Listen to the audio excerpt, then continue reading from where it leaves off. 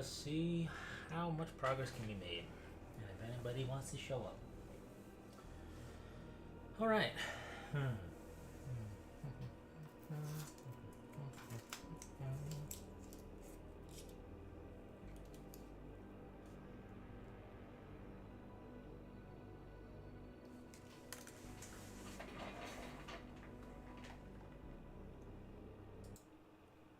is going on here? Let's see here.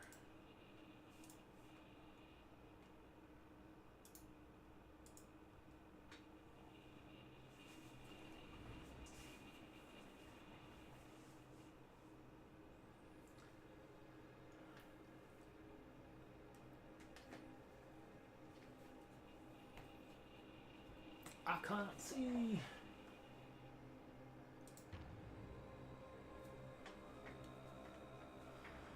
Oh, look at that thing. It's got its face on. I'm gonna mud it.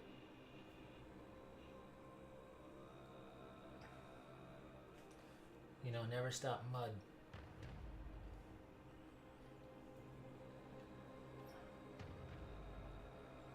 Things are clearing up quite nicely. Progress update, I suppose, is that all the parts for this mech are printed, and these little pieces here, these guys, you won't see ever. So I'm gonna add them in after the painting's done, or I'm gonna add them in only when I decide to connect the arms to the torso, which, if all goes like I am planning, will happen after painting, right? So we can make something like that, more or less. That way I can paint everything and get all the details easily enough. But before painting, there's mud, maybe some paint, maybe I'll take a mud break and get this Astartes with some progress done finally. But we'll see. Because first up is mud, so I gotta take my favorite medium and work with it, I guess. This is a little shorter. It feels a lot easier to store, right? It doesn't come past the back. So I think the length was neat, but it was a very flimsy piece. So if this were to get boxed away, I could have it just be how am I gonna do this? Have it just, you know, foam right up to the back, and the antenna would still give away what it is, but it won't get caught in anything. So there's that.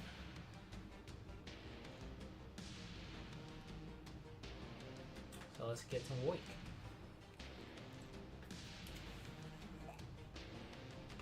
Probably have to mix up more mud, I think. I don't know. We'll see.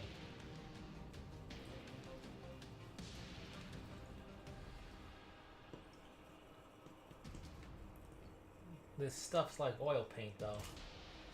You make a batch, like a mixture of like an oil wash, or whatever. You put it in like a container, like something like this, and mark it. You may have to remix it, but it can last a while. So, same thing with this mud mix of Bondo Spot Putty and acetone, which is pretty cool.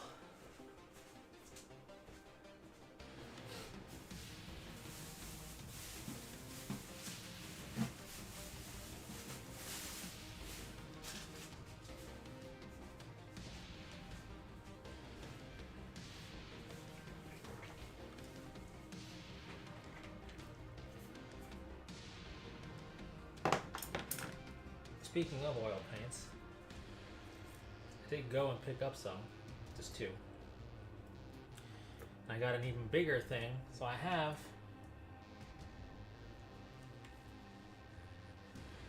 it's funny, two different sizes of mineral spirits.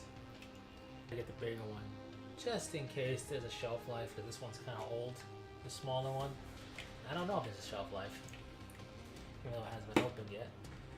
And then for oil paints, I got Mars Black because it sounded cool. And I have raw sienna.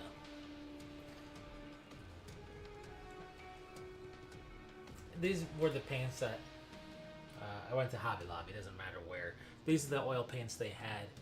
These aren't necessarily crazy high quality paint. I don't know how high quality or not these oil paints are, but they're oil paints and that's what matters. And I don't need them to do fancy oil paint stuff, because that made sense.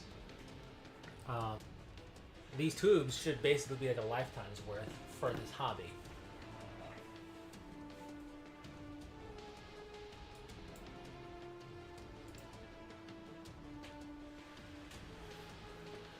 And that's always good.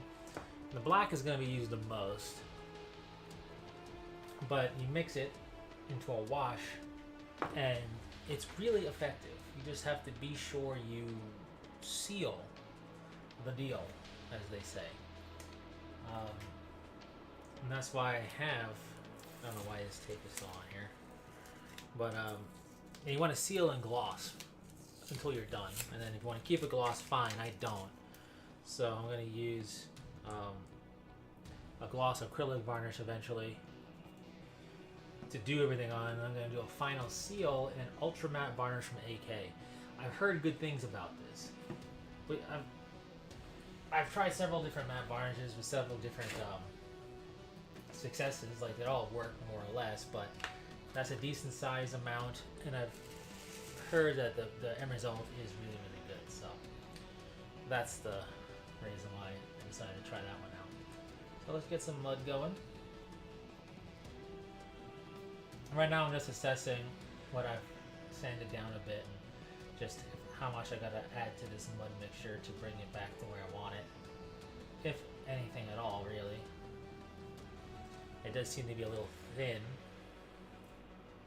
Might need more of the actual spot putty mixed in. Does seem to be rather light on that, so that's why I have this lifetime supply tube until it eventually becomes no good to work with. Doesn't take a whole lot. I just squeeze it in there. Little blop. That's the technical term, a little blop.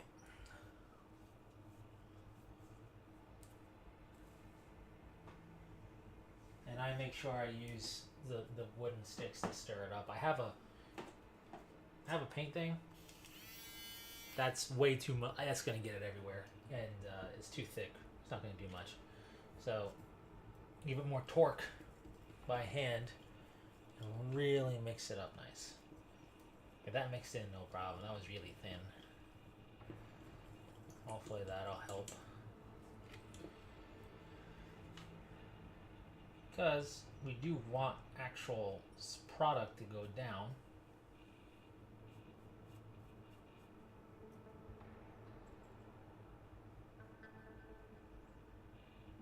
Cover the stuff.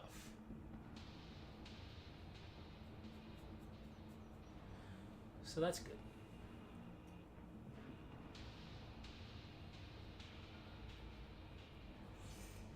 Now I have to look online. I went and I didn't see anything in like the wood area and stuff like that at the local hobby store, like a Hobby Lobby type deal.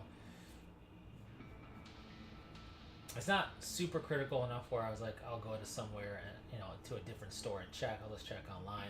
Probably find it cheaper anyway. For hexagonal pieces of wood, like it cut in a hexagon,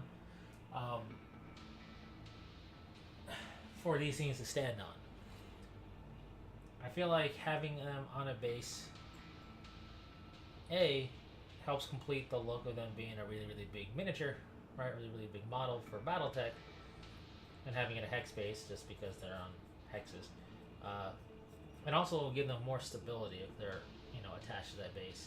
How I want to attach them, or just yet. And I say that because I don't know if I want to permanently affix them to the base, or magnetize them, or have them sit on dowels or something. Given the nature of the print, the feet aren't solid, so magnetizing the light could be a little bit tricky.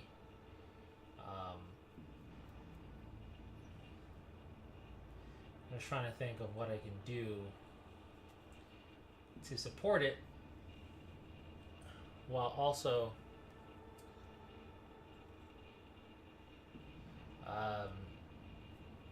not make it ridiculous to store. But because obviously if I was going to put them in foam, I was talking about earlier with the antenna, the base would obviously stand out. So if they're removable from the base, then storing the base, you could store like a bunch of bases standing up. Then again, if I'm going to do basing detail, I don't know. Depending upon the foam, and like this mech, I can leave the top. I have to see once it's fully standing if I want to glue the top half down or not. If I don't glue it down, I could torso twist it. That can look cool and whatnot. But if it's just not going to be sturdy enough, then I'll glue it down and just have to transport it in one big piece. Otherwise, I could always take the top half off. That was really New Yorker of me. Off.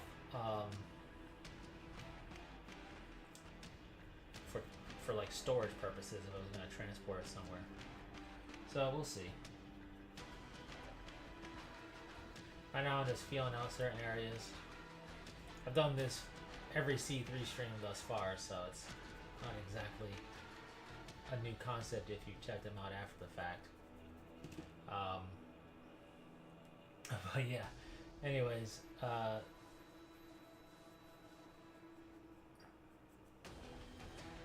just getting the mud on there.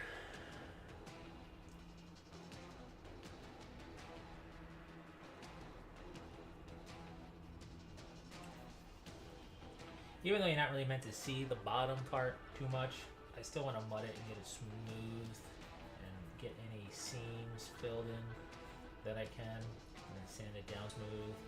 Because it's not like it's hidden, it's just not something you normally see. But for my peace of mind, I really want it to be taken care of.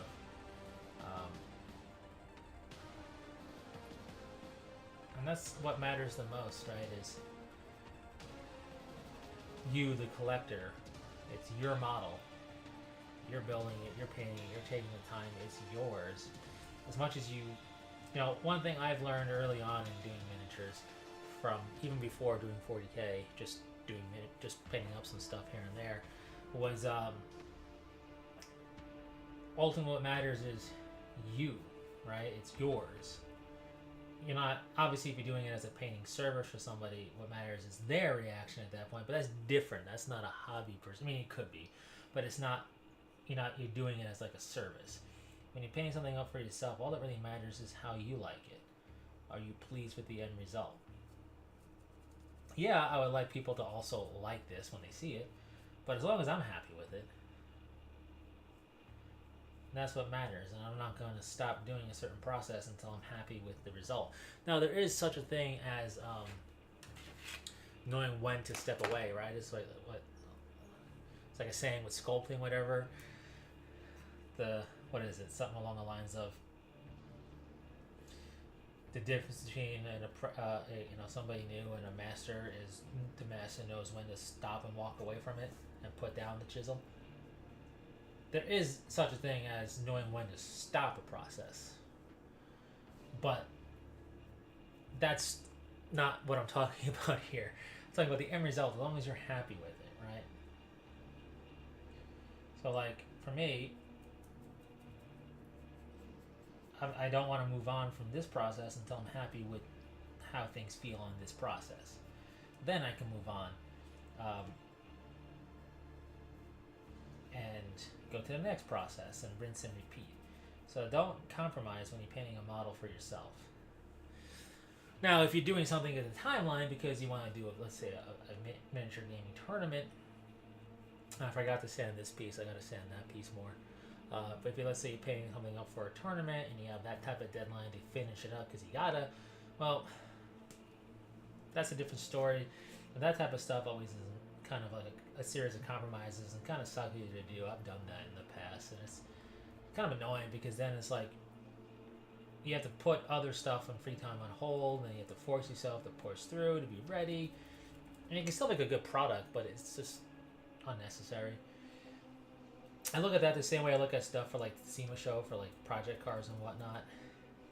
I don't know what it is. I don't know if they literally don't get the the the the criteria stuff that they got to meet until a certain time. But it always seems like everybody's always scrounging around and you know feels like they bit off more than they can chew. And it's like, why didn't you just ace? It always just seems like they could have started earlier or something. But I don't know. I don't watch a lot of that stuff anymore anyway.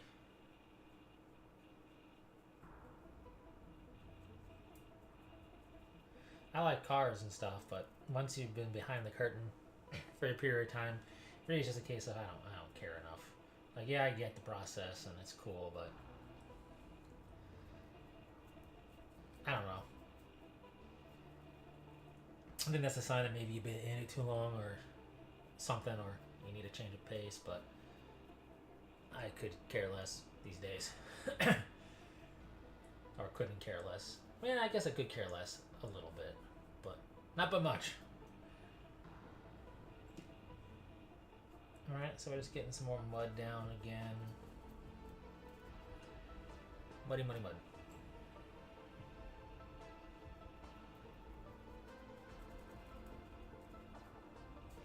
Probably not with the torso piece. I'm hoping maybe to get a little bit of primer paint down on some of the pieces just to get a sense of how it looks.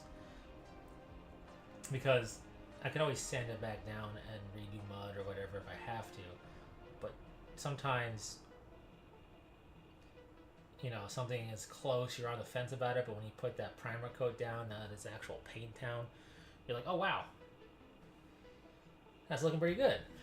So we'll see on certain pieces.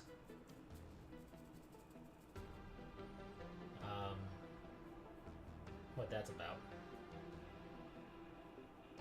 And if that holds true here, or if I'm needing to do more work.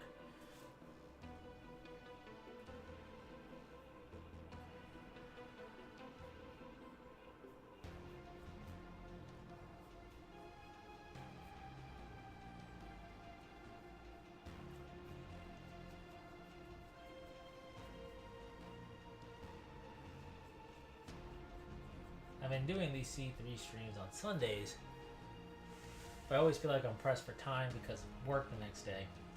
And I always start later than I want to because I'm just bad at scheduling. But given this heat and the fact that I had stuff I had to do this morning, I didn't get to do any lawn things. So I'm going to try to do that the next morning. And I feel like I'm going to be slight zombie mode, which I can do games with, but I can't really do hobby stuff with, so I wanted to do this when I wasn't going to be a zombie. If that makes any sense. Might not. As you can see how it's really kind of thin, this mud. I feel like I should add more. I'm torn because it's not going to hurt anything to do multiple layers of really thin. And I'm not going to need mud after really getting these steps done, so I'm torn between thickening it up even more or not. I'm probably going to go with yes, just because it's getting really streaky.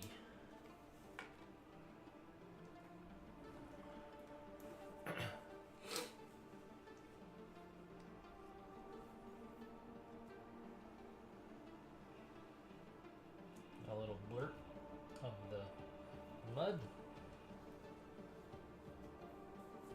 This stuff is kind of, I don't want to call it tricky, I guess surprising is a better word, because it can be really thick but thin down really quick. And even while thick, you can just put like raw acetone on there a little bit, thin it down with your brush on like a paper plate or whatever. And what you think is going to be way too thick is actually sometimes still too thin or just right. This feels a little bit better. So that's good. It's not a paint, so you can't exactly treat it like a paint in terms of how it feels, especially while mixing, but you can get pretty close and be pretty accurate, I think.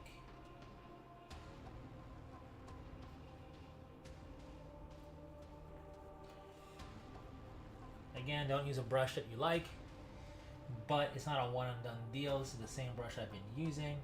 I use this brush also in the classic Timberwolf for doing certain stuff with mud. So I also don't clean it that often, not because I don't want to, or not because that you don't necessarily have to. I'm just kind of lazy with it, and it works out just fine. It flakes off. It's not perfect, right? That's why I say you want to make sure you don't use a brush you like, but it's not like, oh, once you're done you gotta toss the brush. You can just make it your mud brush.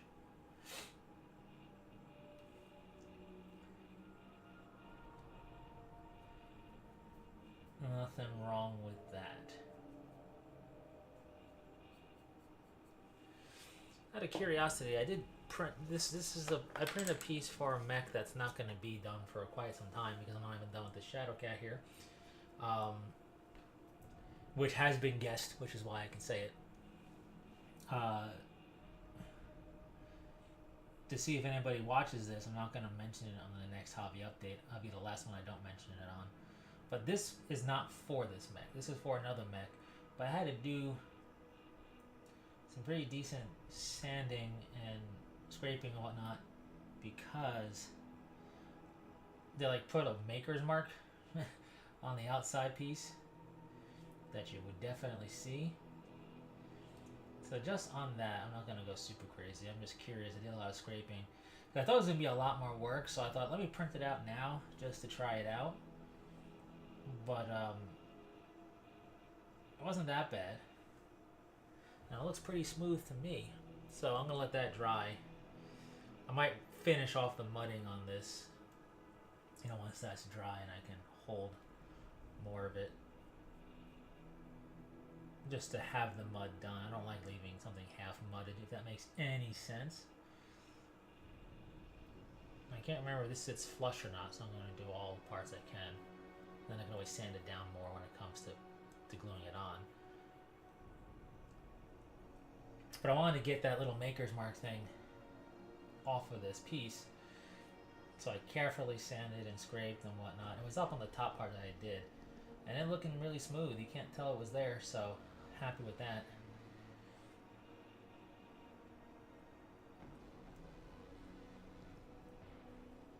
That was an annoying discovery when I saw that, so that's why I decided, let me do that now before I forget. And I did. And here we are. So I'll just finish this outside piece. And then I'll try not to lose it, because I won't need it for some time.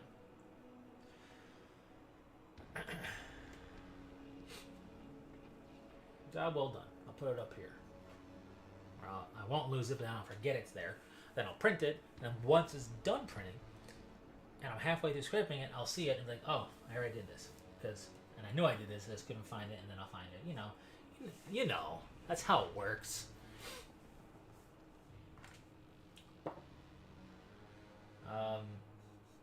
Definitely gotta do more sanding up here where I was really liberal with putting thick stuff down. But you can see, or I can see, where it's pretty much filled in the seam and where I gotta do a little more craziness. That this thin stuff just isn't going to suffice. So, I'll definitely get to that. This is the time to do that.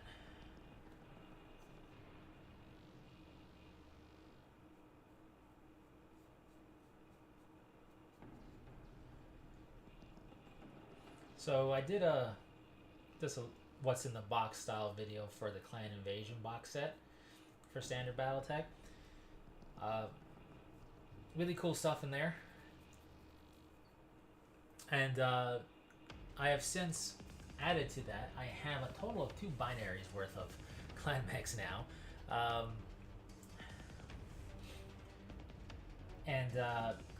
have some kind of look inside videos, unboxing, I guess you could say, coming for that. So that'll be fun. I still stand by the fact that they're pretty economical box sets.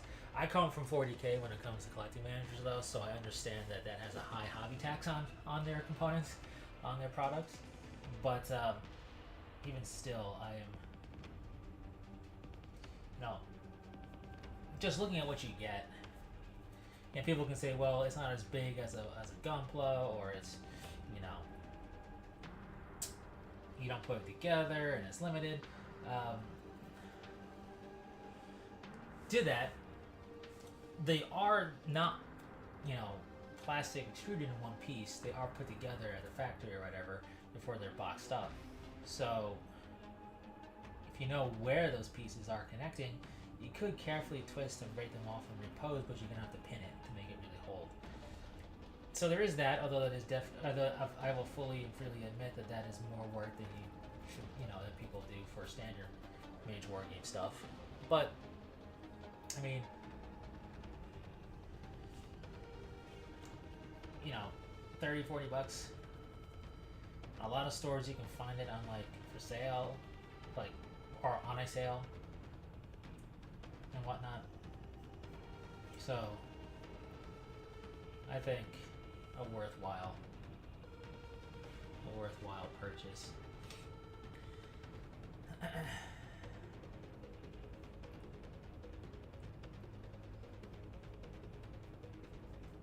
So once I get this thing into the priming stage for sure, I will probably have at least one of the 6 or 8mm, however you want to call it, mechs joining this for getting base coated and whatnot, because I'm going to do the same scheme on those that I'm doing on this MECHA project, which is Alpha Galaxy of Clan Smoke Jaguar.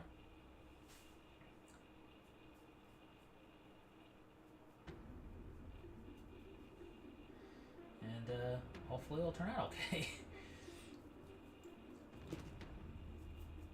I got a dissertation video, that's what I call it when I go deep dive unnecessarily, that I'm going to work on about Alpha Galaxy's color scheme and thoughts on painting it and things to consider, because why not? I hyper dive into things that I'm interested in, especially when it's on a project like this, which is a lot of work. So I really like to make sure I get things squared away.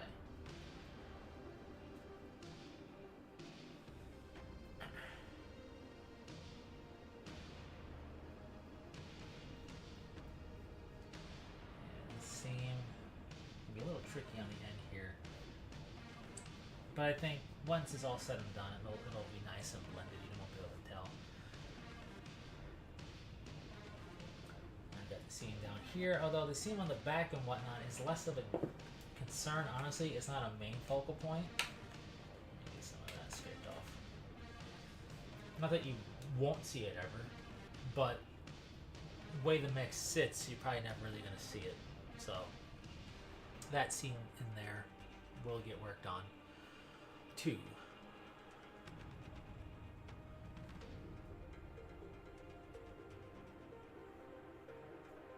So that's fun.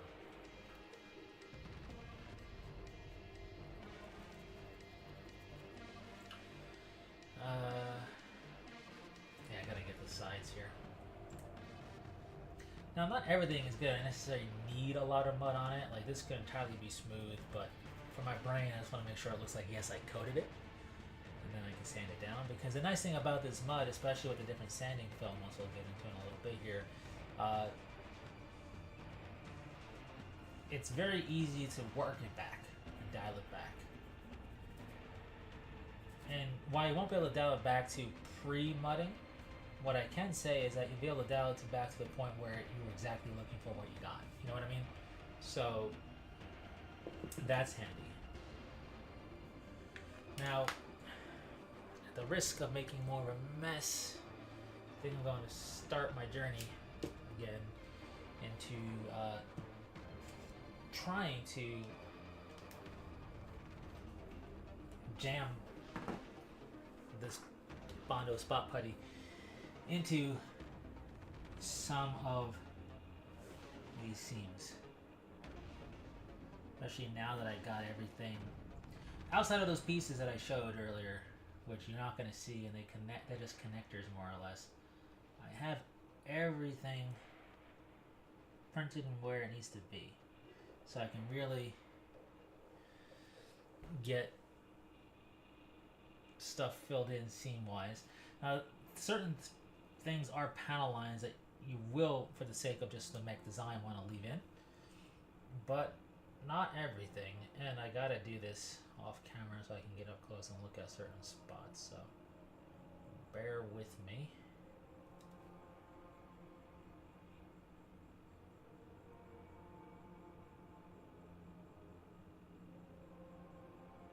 The trick is kind of working it in so that you don't make it super thin and no longer what you're trying to do, but enough where once you file it down, it stays and remains, or sand it down, I should say, not so much file, but that it actually stays in the seam more or less that you're trying to fill in.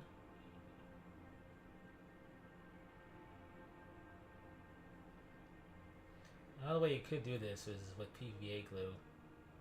Just kind of fill it in until it stops running in there.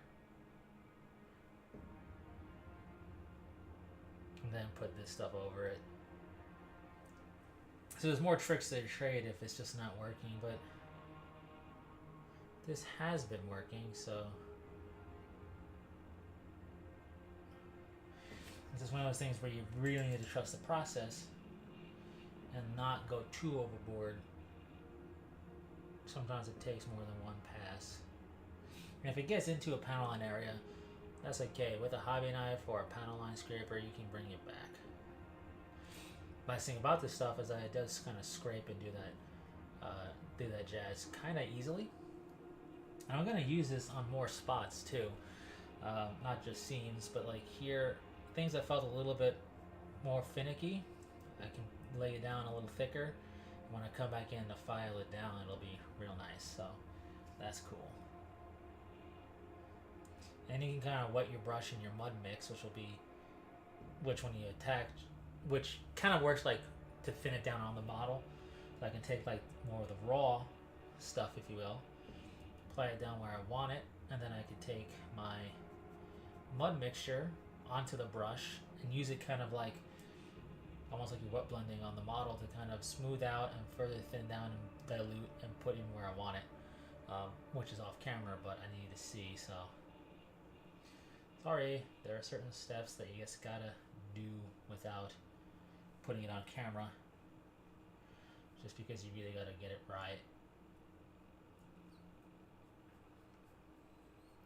There. So if I let all that dry and come back doing some filing and some scraping, it should be pretty good. Having said that, I can, because the way I'm holding it, I can tackle this bottom section with what I have left to try and not waste too much mud.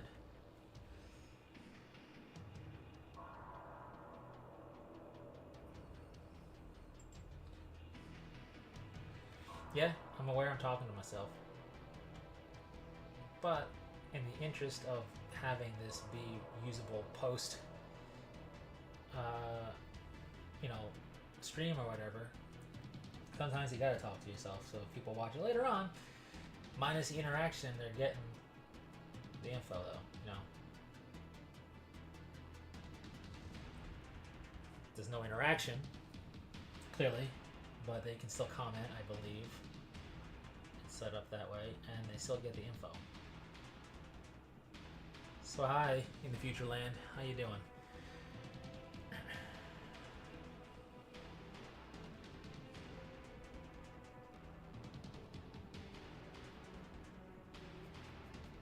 Thicker down here, it's good. Again, I go by feel, so I can't really describe it. You just gotta feel it, and then when you sand it down and everything, you go, yep, that feels good. And then you never know, the primer coat might also work out in your favor and even further refine it. So you just gotta kind of trust the process, like normal painting. Like this is mud and not paint. It's not even mud per se, it's just a saying. But yeah, I feel pretty good with that. Let that set. Check out the legs. Things are feeling pretty good.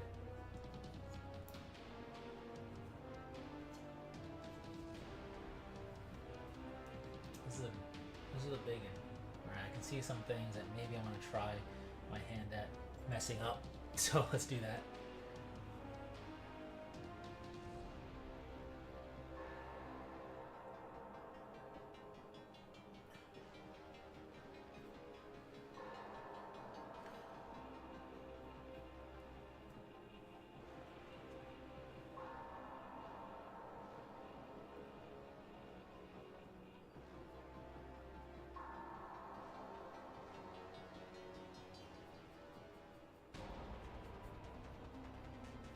Alright.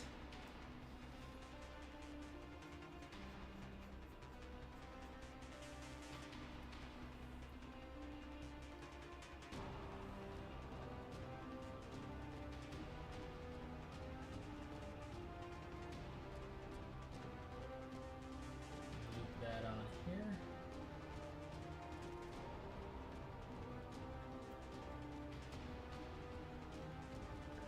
So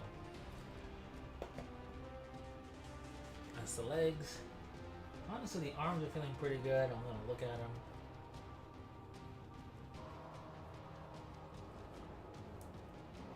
Scoop that up. Get some of the last things here. Slam it on here.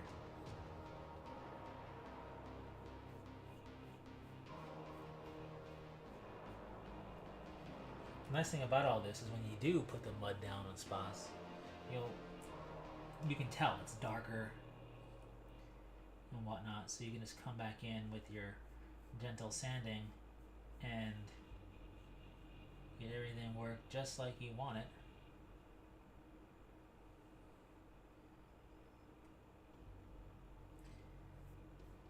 And you'll know if you have it right, because the sanding will reveal, but you can feel it prior to that. There's gonna be a certain minor coarseness to everything you put the mud on when it's drying, but it's different from not being smooth, right? Obviously it's not smooth, it's a minor coarseness, but it's different from having than the model's imperfection of smoothness.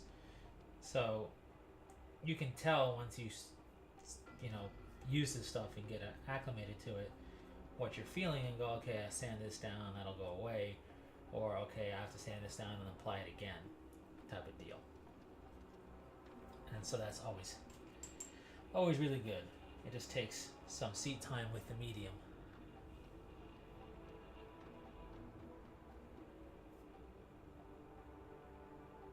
So sanding will make it nice and smooth and not seem so rough. Just gotta trust it. And then your primer coat will also help smooth things out and hide crimes and whatnot. And then you just, as long as you're happy, you move on. Okay.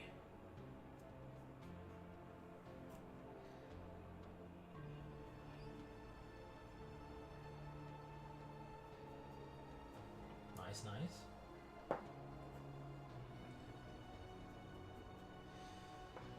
Alright, mudding. I think we're good. I can let that dry. I probably have to come back with the mud, not gonna lie.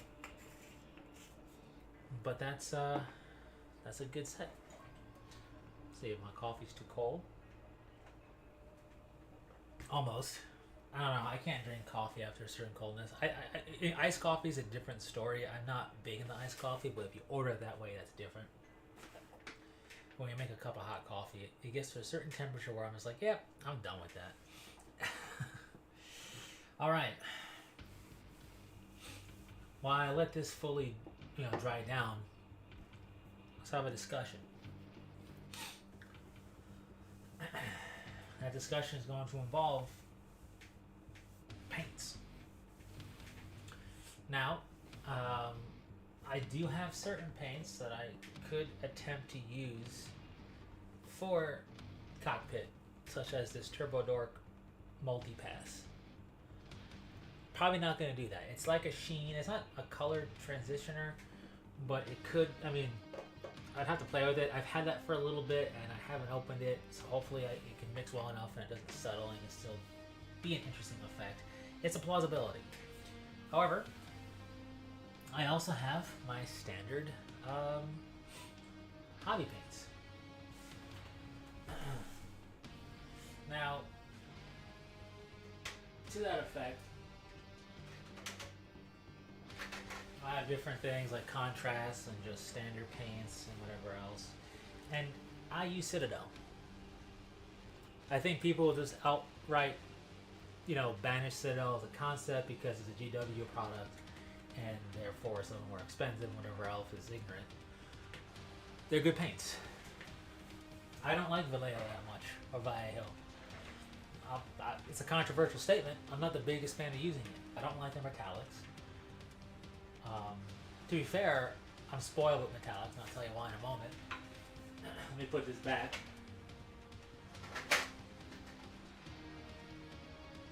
And it's not that their metallics don't work, I just don't like them personally for how I paint. I'll use Citadel metallics for acrylic metallics first. But Vallejo, funnily enough, so I do like their metallics, I suppose, but not acrylics.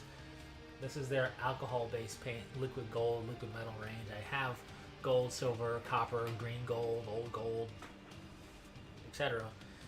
They are just smooth, smooth colors.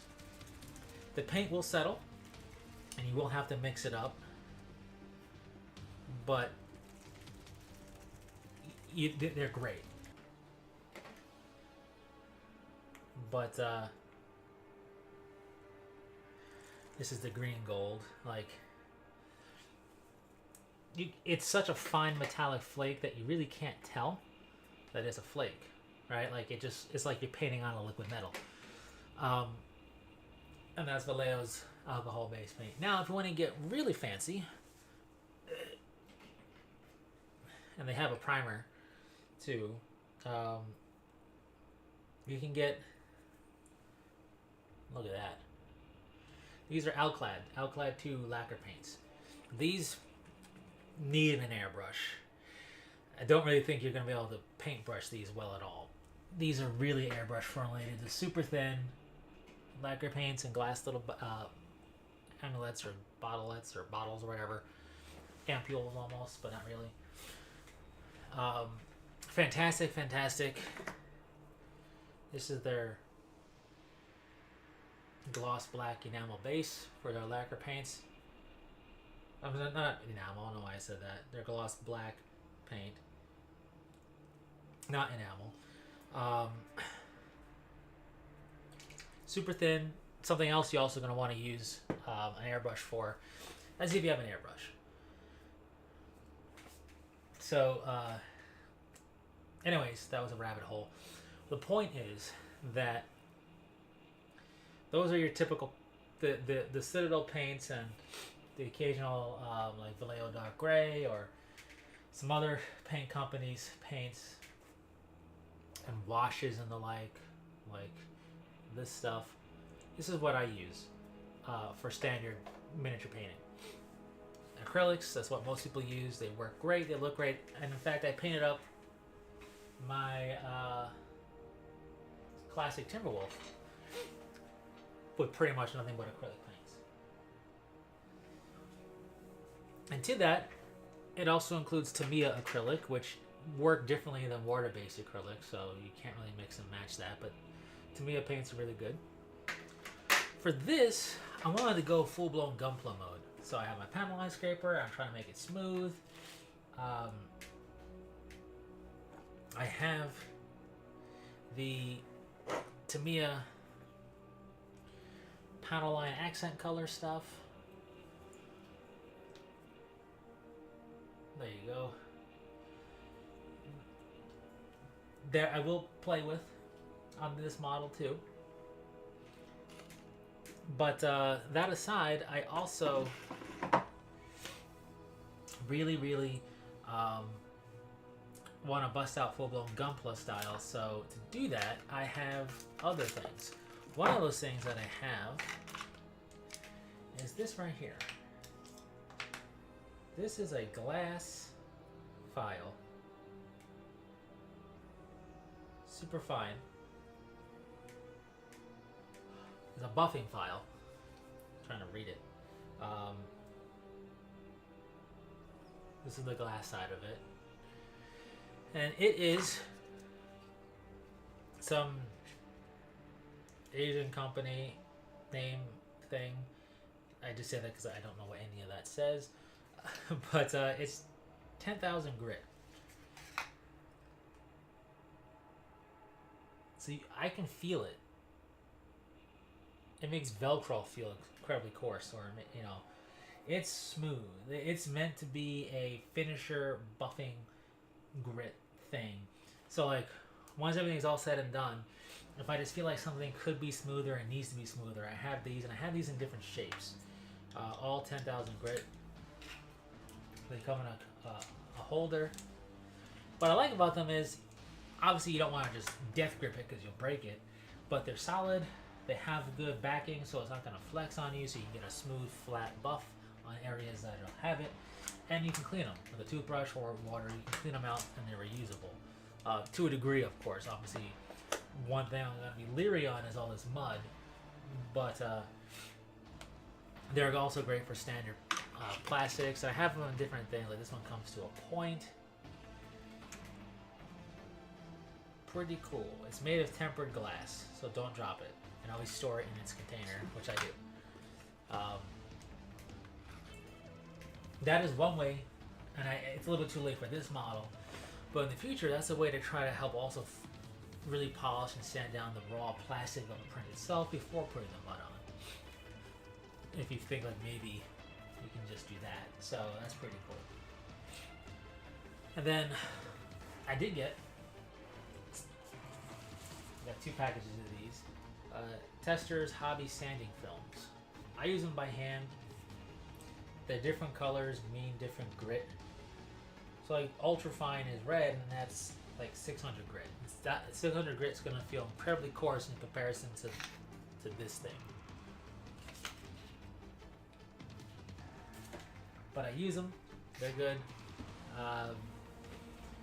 The whole goal is to get it smooth feeling, right? That's the end result.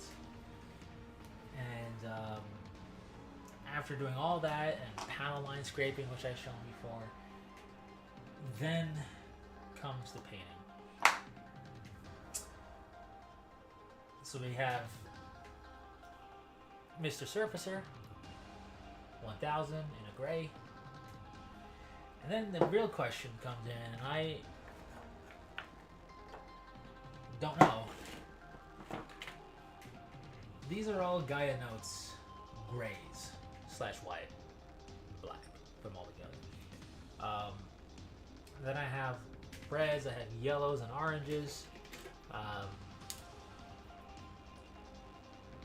From Gaia Notes, Nazca stuff, and like Evangelion, their color series, Nerve,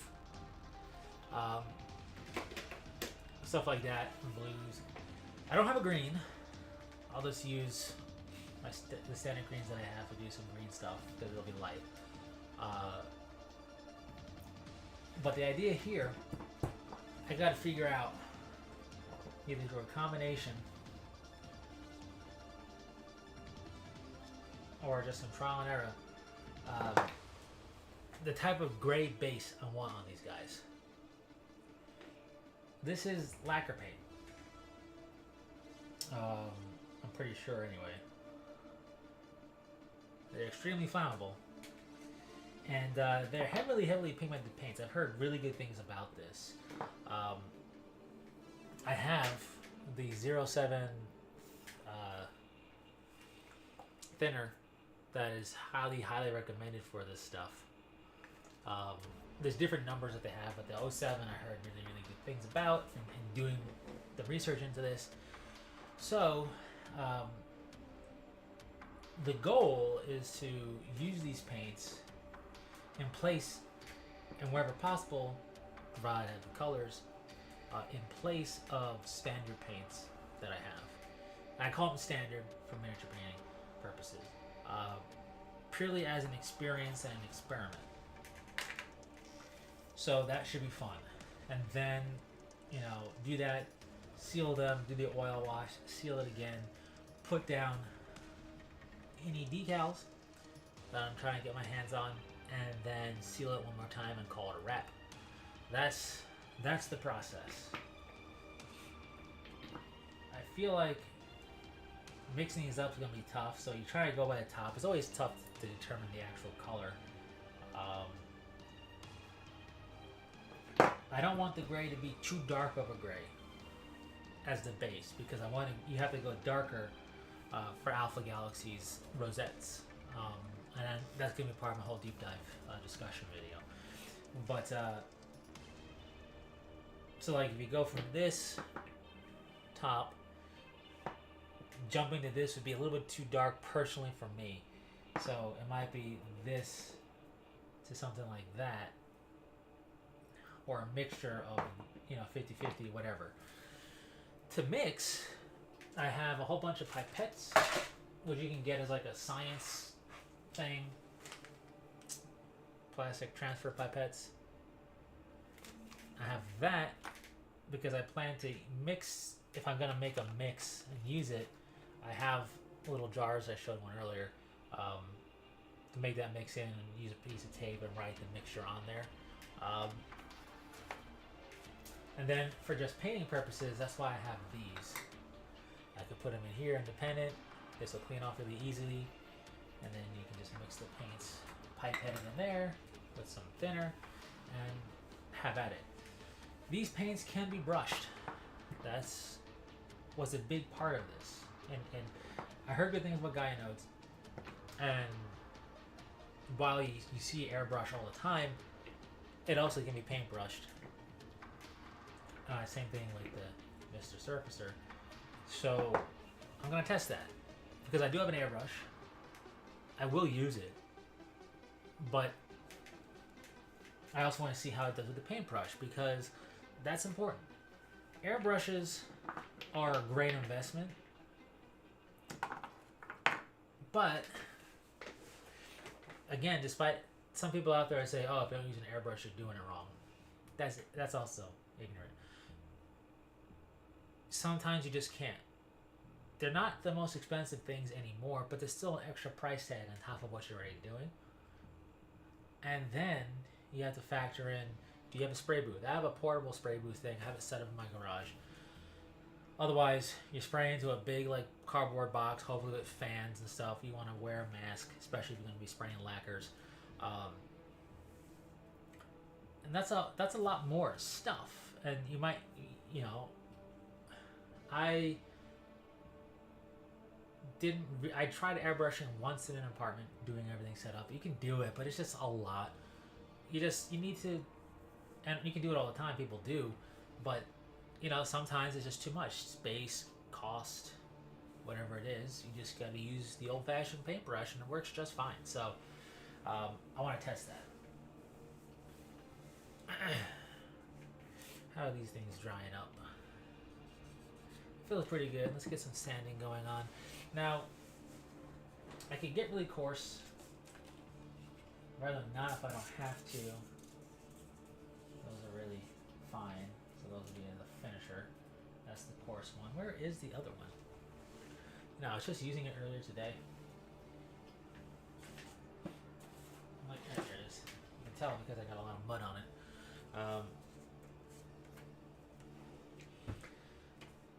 You don't want to get too coarse because then you have to do a lot of cleanup sanding, but you also let me do it on top of which one? Let me see. I got a couple different plates to do a couple of different things. Yeah, on top of this one. Don't want to accidentally get like goo.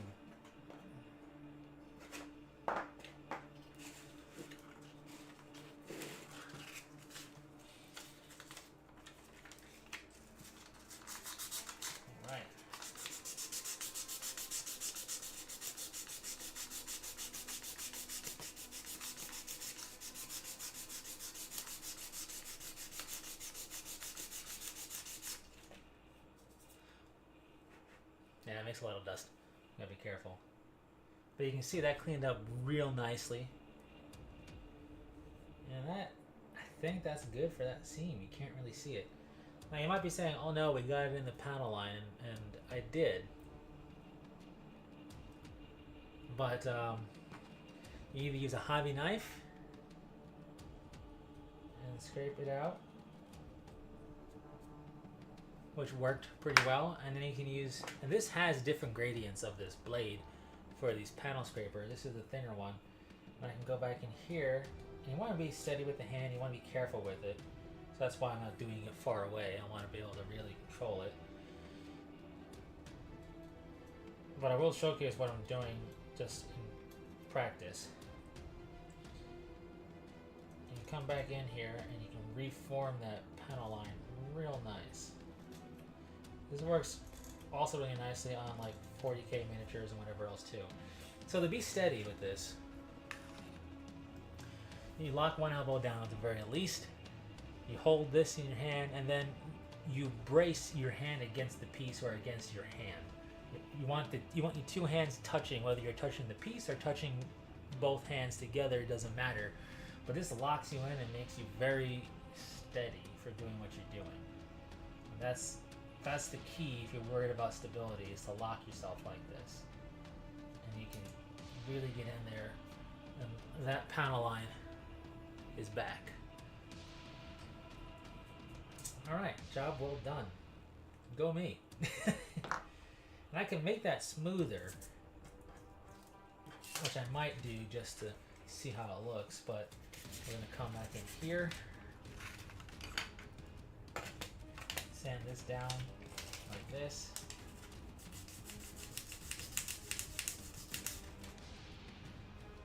There's nothing really to fix on that, that's just trying to make it smooth, which I did. Looks good. Certain areas you're gonna just kind of scrape off excess like that. It kind of chunked off, and that, here are the pieces, I think maybe that wasn't the most cured, so we'll kind of come back to that piece. Now on the back here, I forgot to sand this the first time, so I'll do that and see what happens.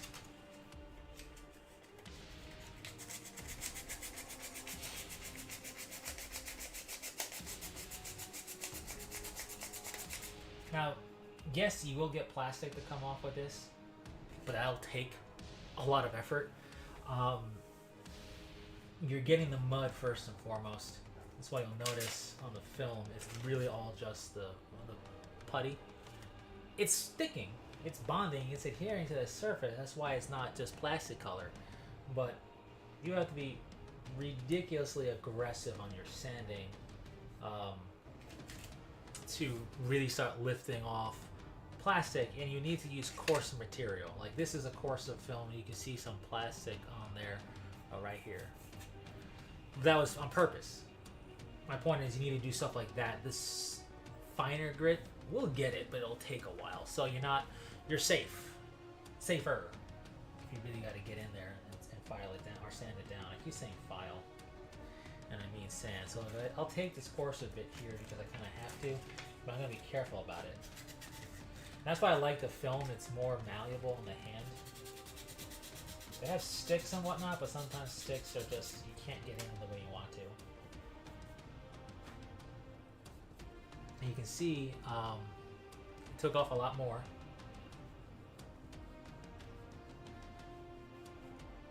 But that's what you need sometimes. And I can come back in here and just get some of these pieces, some of that grit out of there, to kind of further refine the piece. One thing you want to seriously consider after doing this is going outside or whatever. If you have canned air, great, or just close your eyes and, just blow onto it and blow it out.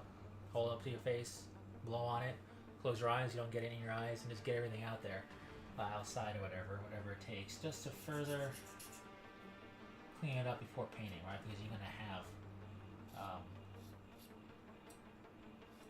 this schmutz, this grit, this gristle. I don't know why you would say that, but you're gonna have that here. So clean that up before you paint.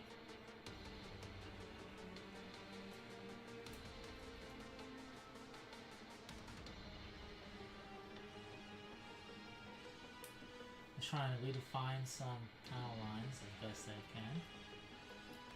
Some of these really tiny ones aren't the biggest of deals.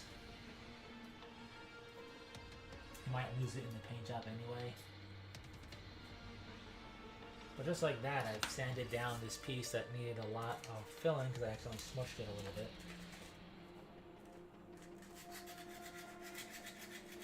Come back like that. I'm sanding over the paper, that way things drop onto that. Or over the paper, over the plate, as you can see, there's a lot of schmutz in there. A lot of debris. And the thing about this aggressive, coarser thing is I took off a lot of that mud. But it took it off down to where it's more or less even. Which is actually the point. As long as everything feels even, it doesn't matter how much or how little mud is on there. And then you come back in with this finer, just to clean it up a little bit.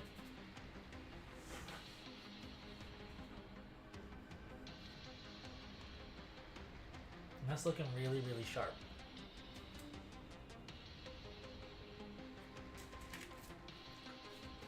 So now I come in with more of the seam areas.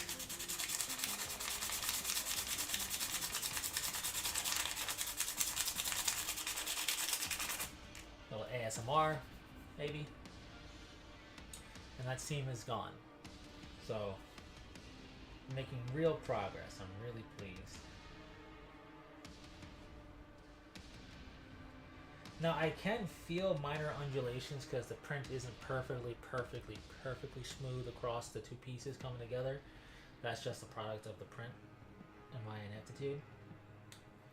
But that's okay because it's a feeling. It's not so much something you see because it's subtle. You'll feel a lot more than what you'll see, if that makes any sense, when it comes to stuff like this. I mean, you'll see things, don't get me wrong. Obviously, but you'll feel a lot more. So that's important. All right, let that sit a little bit. Wet the whistle.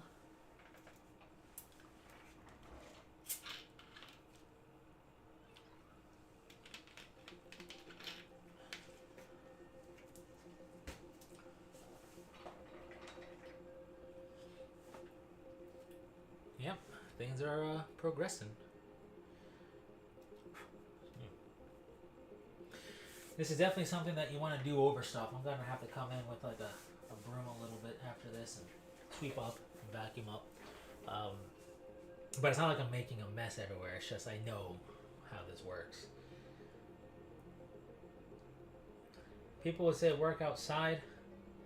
It's hot enough, but you're gonna have the wind to contest with. Some of these delicate parts, bugs in the way. Sometimes, you know, zipping around, doing whatever. So, not always something that you can do, you know, outside per se. So,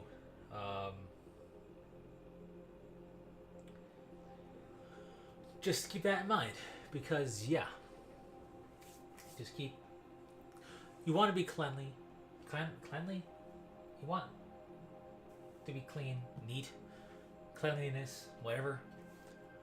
Especially because that's fine particulate. You don't necessarily want to just huff it all in. But also when you go to paint, you want to make sure everything's clean and free of that debris so that it doesn't get caught in the paint and you get to see it. You have to sand it down and try again. Stuff like that. What we got here?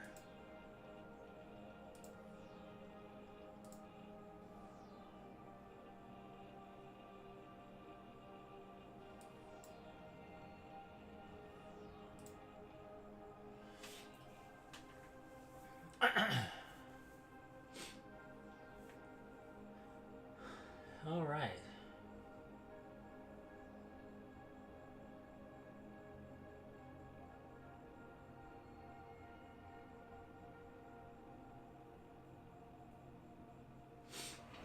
Let's see.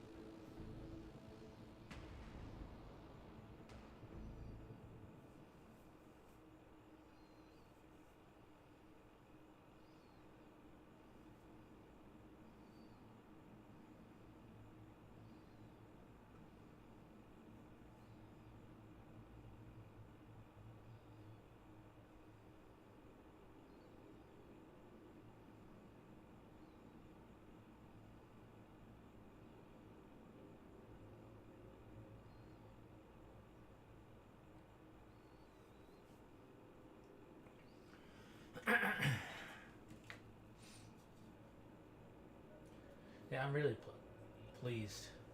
I mean, it's a little me, right? In terms of needing a little, probably could file down a little more here, but not needed, not necessary. I might, just because I can't leave things alone, so I'm that novice sculptor. But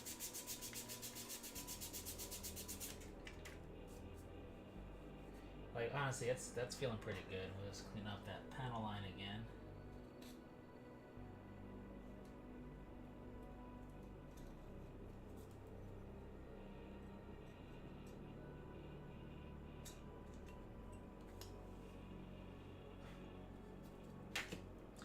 That's clean.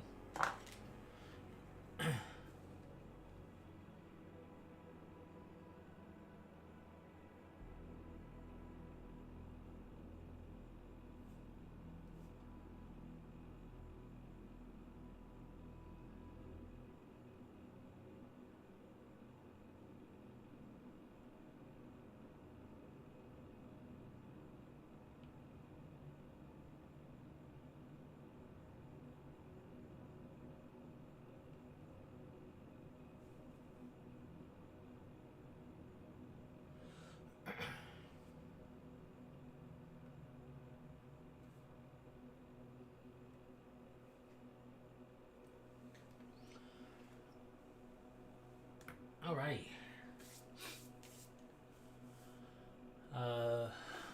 Why can't I see anything? Huzzah! I can see things again. Think that. Alright, so carefully gotta sand, and even this is a little too coarse. I'm gonna have to eventually go down or up. Up? Down? What is it? Red or gray? Red's the ultra fine. The light 10 is extra fine.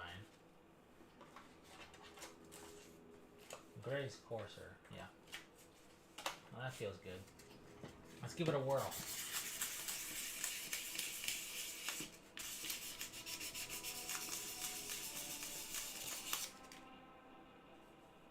Oh yeah. Oh, that's a worthwhile pass right there. Sometimes I wonder, how fine do I gotta get? Getting a little extra fine is pretty nice. I don't know if I'll need ultra fine in this instance, but that feels real good. How crazy do I get with that everywhere though? I guess it'll be if you feel it. Only to call upon feeling it in high profile areas. By high profile area, I mean like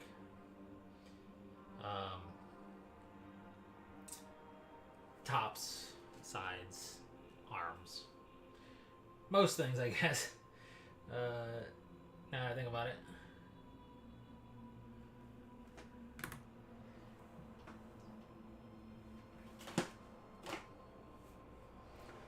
But yeah, you don't want to start with that. Clearly, you want to work up to the finer grits. Although I don't always want to start with this coarse of a grit on certain areas, to be honest. For what I'm doing here.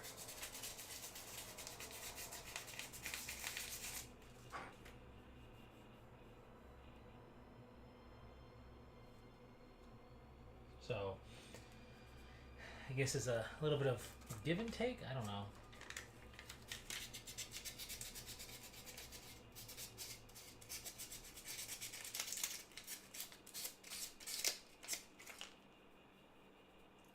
And that feels good. And you come in, and you come in with this one, and that feels even better. There you go.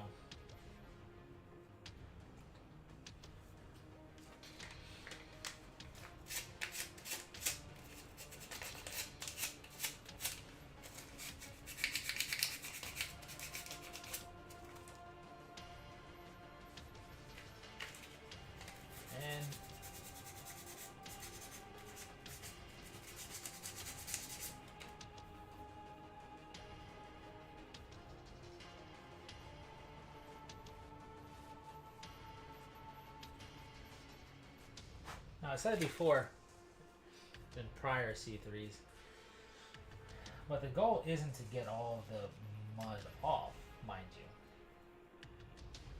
The goal is simply to get it smooth feeling. So, like, certain areas, a lot of the mud comes off, and you can see a lot of that plastic showing through it again. In other areas, it might not. But if it feels smooth, you're good. That's the goal.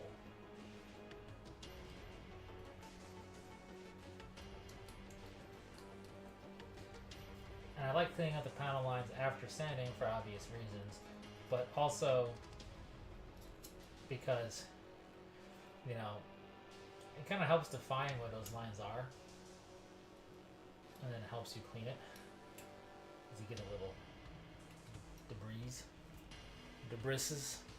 as they say, it's a technical term. You get that out.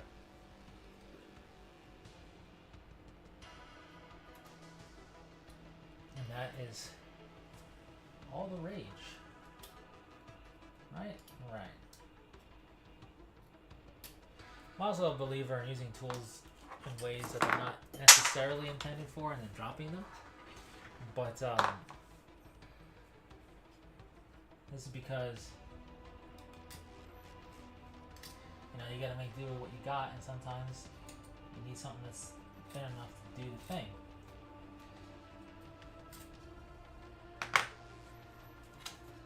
So, sand down.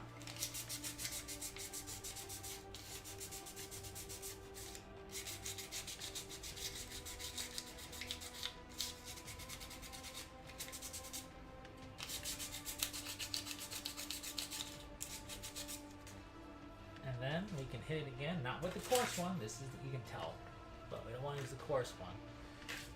We use a finer one.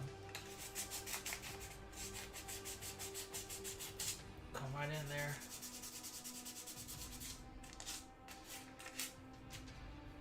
Yeah, that feels really good.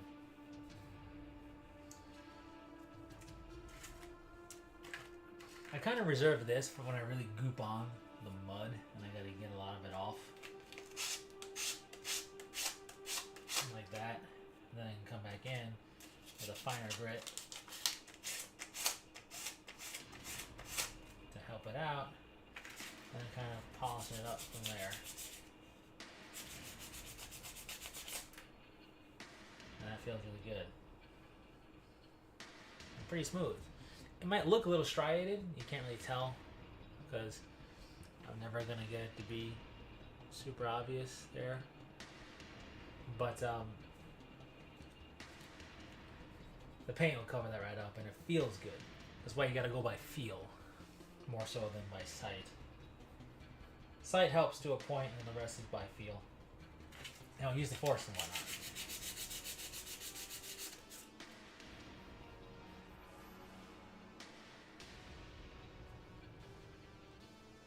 All that stuff. Now this cockpit section will be very, very smooth. I might even go to the red on the cockpit area because you want that cockpit glass to feel really smooth to the touch. So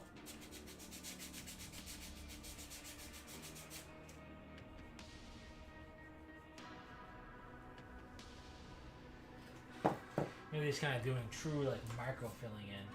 And this is some extra fine. Typically you would use water, but I'm not doing this in a wet sanding situation.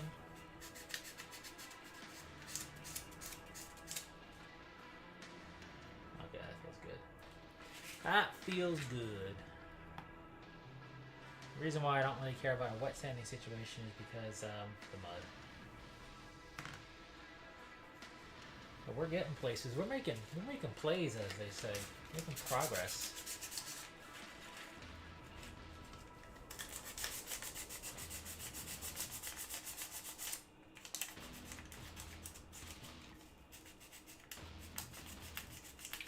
All right. Now, in the case of the cockpit glass, there is kind of like panel line type stuff. I'm gonna be interested in, you know, in getting out the grit that you sand out, but I'm not truly treating it as a panel line per se, because I want the cockpit glass to kind of really butt up against the reinforcing area, but I also understand the limitations of what I have to work with. I just want it to be extra smooth because then I gotta go back in and use reference pictures to see what exactly is the cockpit glass versus what is so bad. I mean, I am not good, but because I don't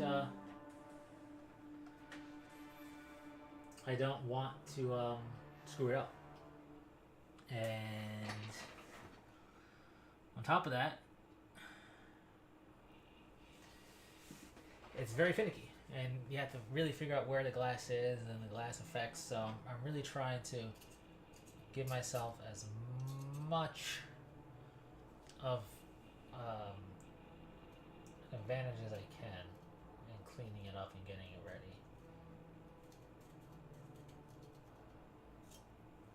I'm also trying to strategize when I want to do the cockpit glass.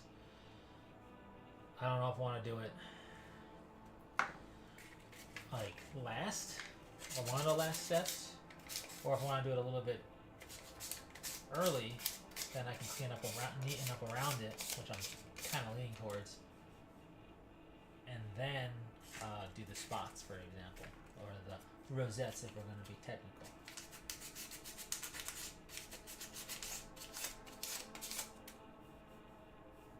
Yeah, it feels good.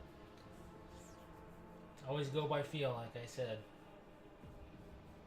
This could probably get another pass, but this also is really not going to be seen once it's sitting on the mech.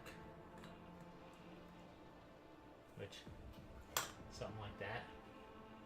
So, really not going to see it.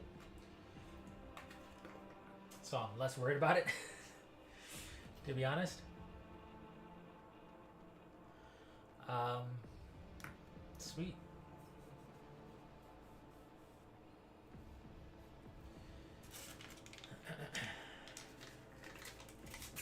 We'll get in here, clean this up.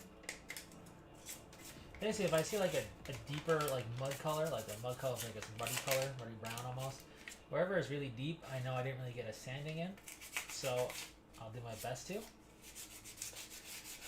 break off that surface grit and get it smooth, right? It's all about smooth. And then you can use your scrapers carefully instead of scraping, just kind of, well, you are scraping, but in a different sense, to get where you can get your sanding film. I don't have sanding sticks to really get in there. I should. I just don't. So, you gotta make do with what you got. As long as you're not digging it, you're just scraping along the surface, you're not gonna make any grooves.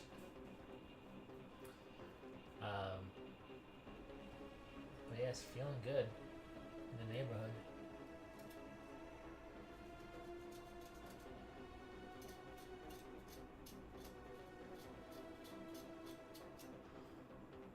I've reached the point where I'm going to take stuff off camera a bunch, so bear with me in getting this absolutely figured out.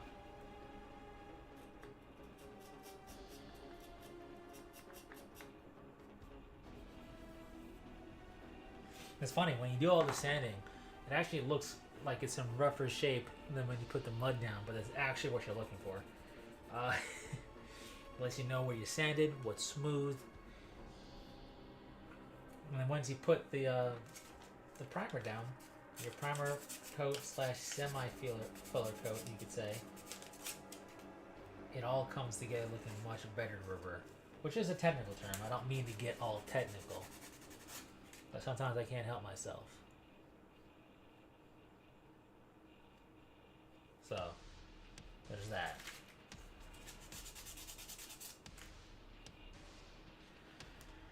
You know how it is, technical and whatnot.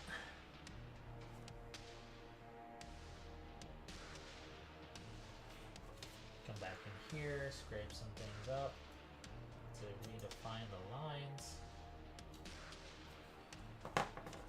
Sand it better rubber to help with that.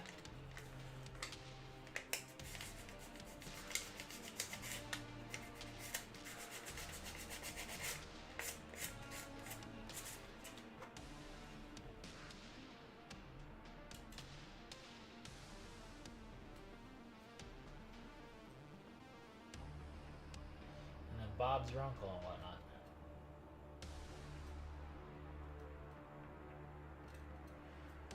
Really defining these panel lines is going to help you in two ways. A, it just helps the mech look sharp because the lines are sharp and they're not smoothed over or softer, right? So when you get in there with the panel lines paper or your hobby knife, whatever, and you redefine the sharpness of the panel lines, it just makes it look sharper and cleaner and neater and more techy because it is tech, right? So it's going to have those more crisp, harsh, defined lines. And then when it comes to accepting wash and paint, or even especially the panel liner, you have cleaned it, so it's a continuous channel, a continuous valley that'll just get filled in real nice. Nothing is in the way, so that's helpful. Now some of these are just really like wide panel lines, or they're not even really panel lines, they're just wide lines that some stuff just won't take to as nice. Like those, this stuff wasn't work the best in the heaviest or the thickest of panel line type things, if that makes any sense. So you just gotta be careful when you use it, or really more or less be careful in terms of just understanding that, so when you do get to that stage, you know what to do properly.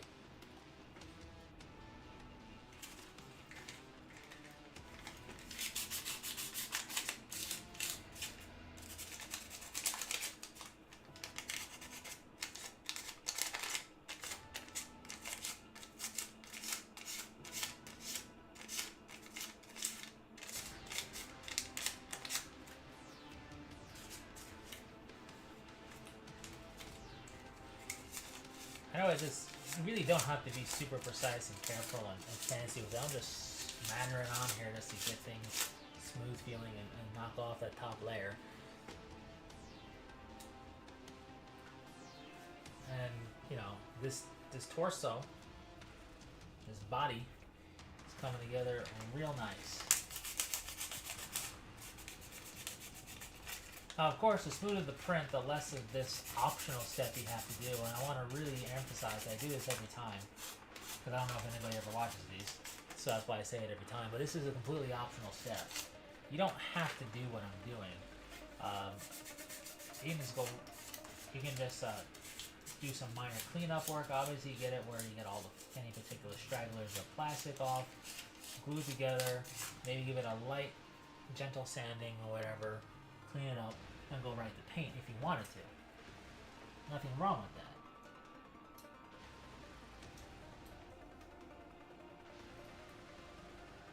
But you do have this option here, so that's why I say it's optional.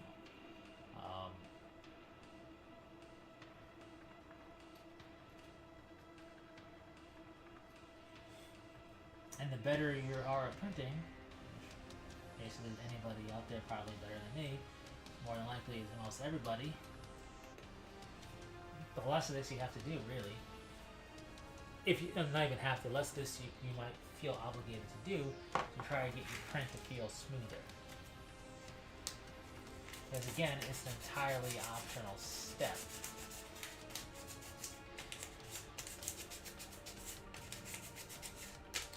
I just feel, especially in the case of like a seam down the middle, it's something very much worth doing.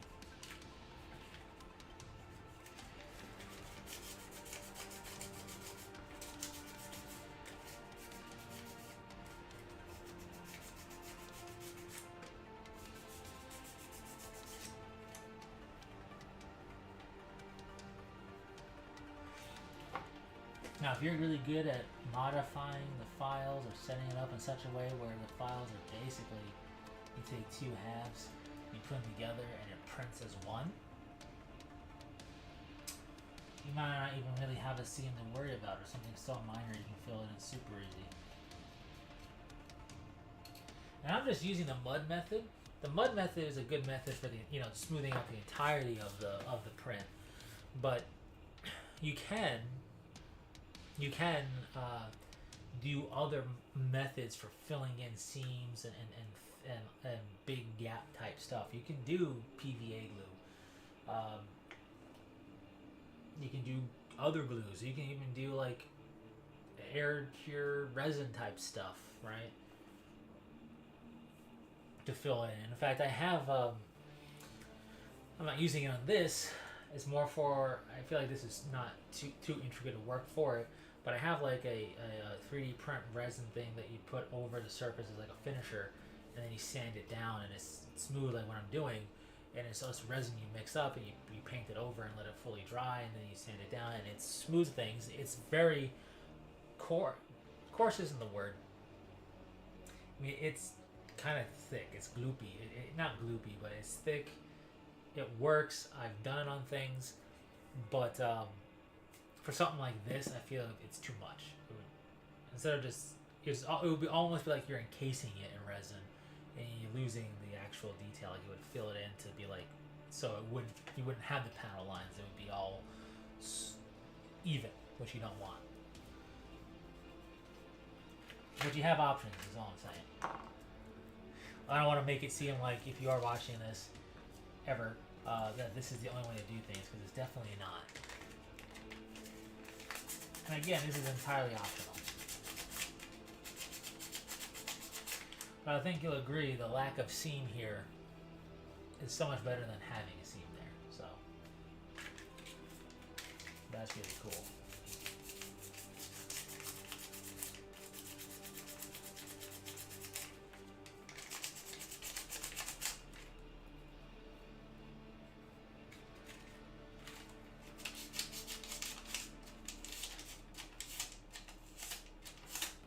I did not make these files, even though thus far Battletech as a thing is pretty cool with third-party stuff and things of that nature. I'm not going to cite, where I got it, just because I don't want to potentially put foot in mouth for people. You know what I mean? Just if you do a search, you'll find it, right? These aren't exactly hard to find on the internet for you to get the file yourself, or even just to purchase somebody doing it for you. So that's why I'm not too worried about it. But I'm not here to potentially throw a monkey wrench in everything. So what I just noticed is that I dug into something and I gotta fill it in carefully. So we'll see what I can do there in terms of careful. I do wonder how careful I can be.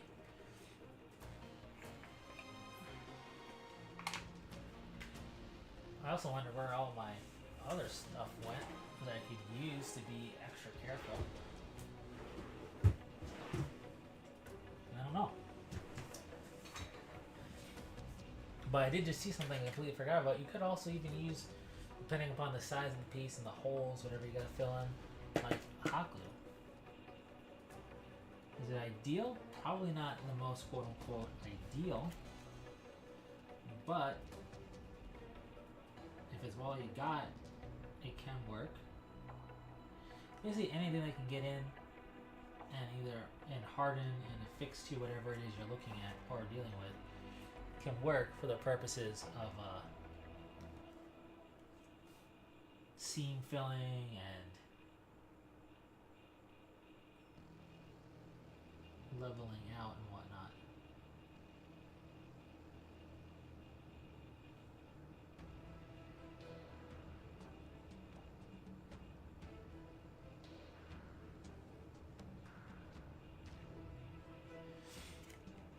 Alright, I have to think. Focus up here.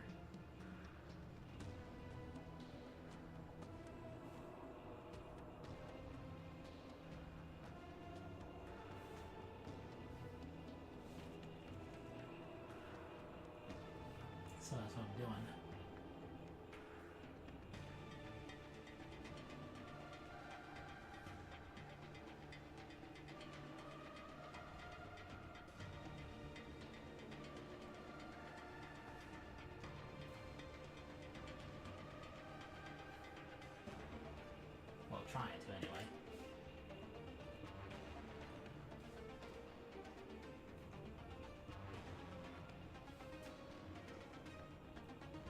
swear, I wish I knew where my little thin sticks were.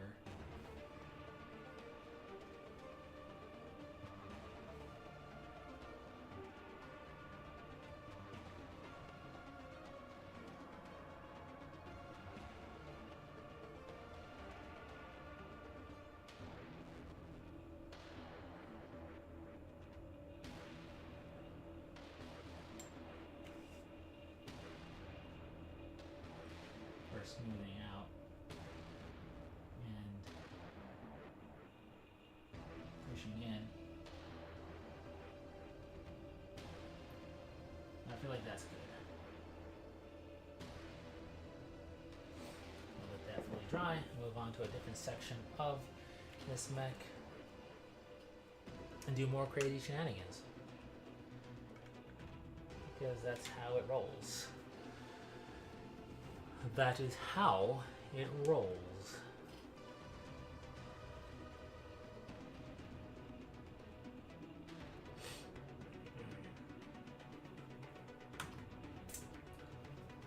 Close up the mud now. There you go.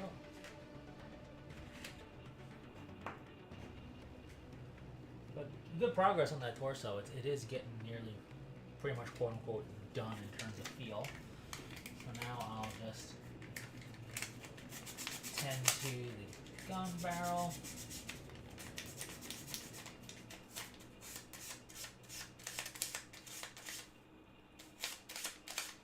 While my goal isn't to get off all the mud, like my goal is to get off enough for it to feel smooth. If that means most of it comes off and it really only stays in certain parts, that's fine. But I'm not gauging quote-unquote success on that, if that makes any sense at all.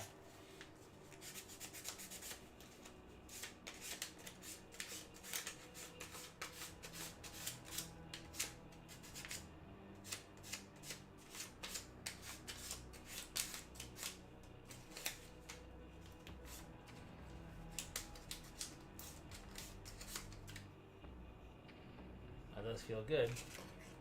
Now this gun has a lot of, like, you could call them panel lines, a lot of detail lines. How about that? I want to make sure nice and crisp. Again, it further helps sell the concept of it being techie, right? And I'm still bracing myself for added dropping of tools.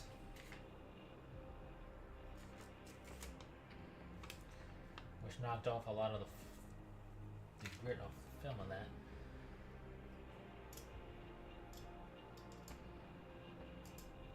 But this is going to clean up things and make it real nice and nicer.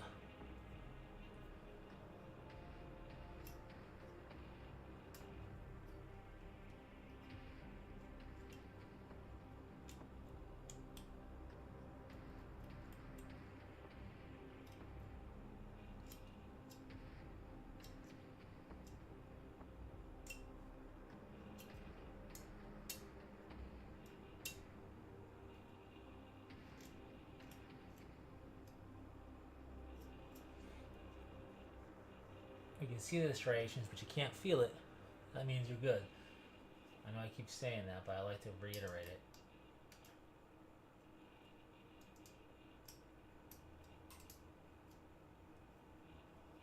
Everything is looking pretty sharp on this barrel.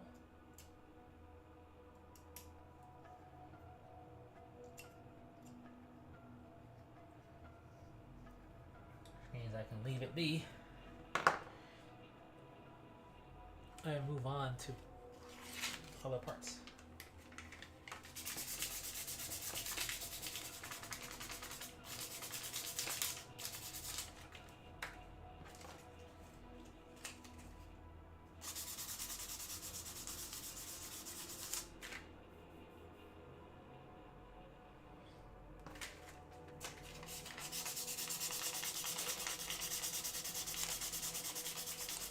A little more ASMR for you, I suppose.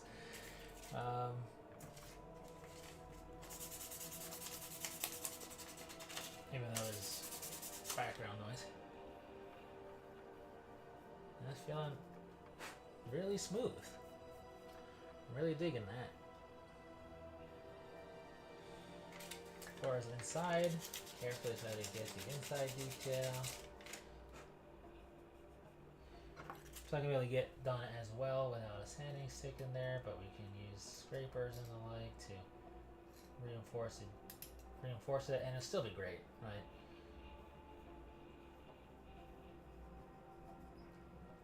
Like that is a good example of a lot of the mud coming off but staying where I need it. Being really nice and smooth.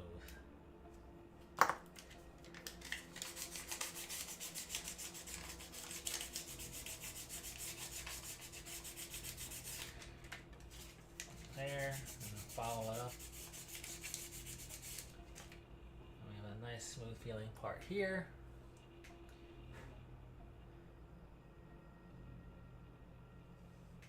And then we clean up anything that's kind of like detail piece, like that little line thing that it has going on in there.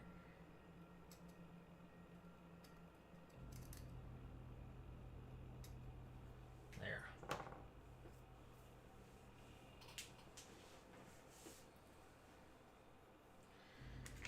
Come around, come downtown.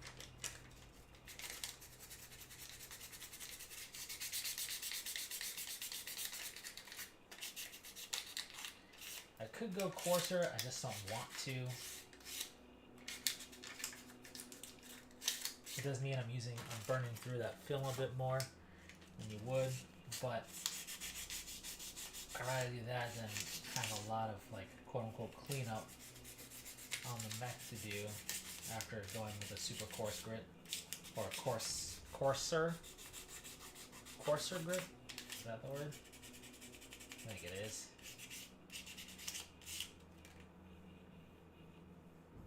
Feels good.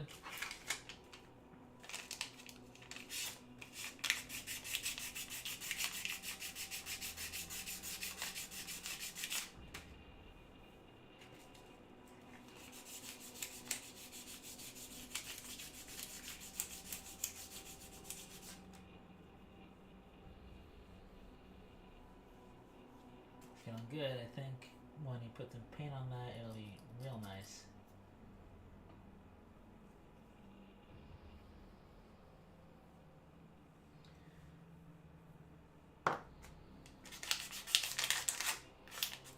Again, it's working pretty good because it looks all disheveled and bad, but it feels good. It seems the sanding is getting a lot of pieces off, or getting everything right where you need it to be.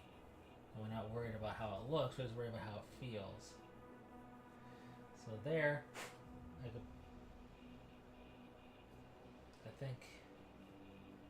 think it's good. I will do a little bit of a thing on that, only because that's the top part and you're going to see it more than the bottom of the arm. So I'm going to take some of the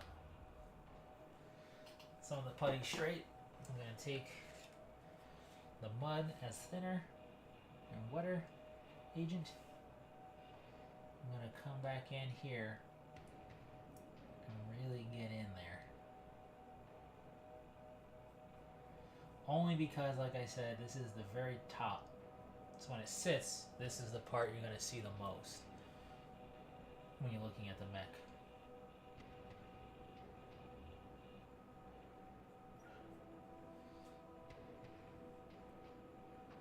While it is more than likely good, I have the ability and the time to just let it go through another really good curing process with some really thick mud up here to sand down and make sure it is good. Right? Right. So, that's what I'm going to do.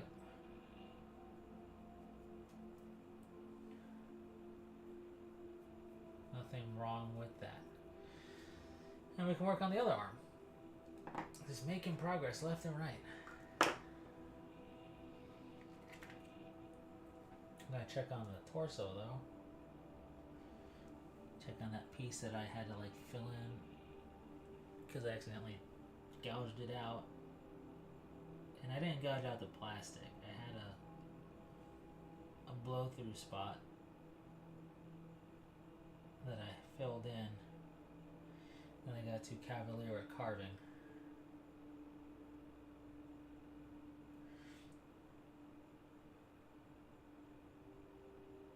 There. I think that'll be good. Well, that's what we do. We fix things. I'm gonna have to clean up the bottom of that. With all this mud that I thought that was a lot drier. It was not. Oops. Why you keep paper towel on standby.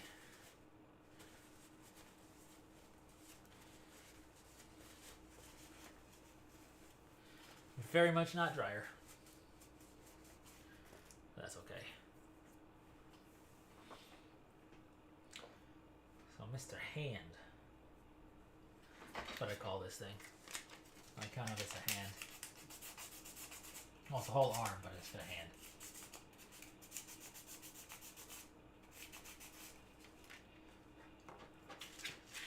So, we really smooth out the hand.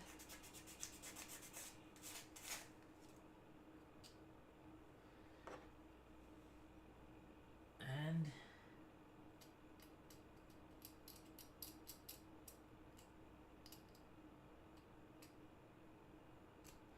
get into his joint lines for added emphasis. And that feels really smooth up there. We like smooth.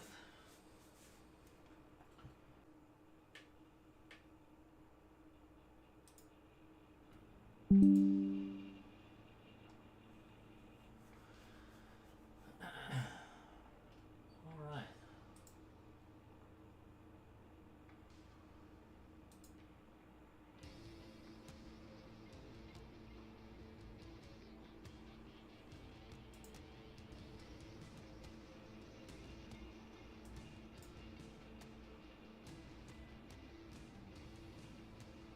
Yippers.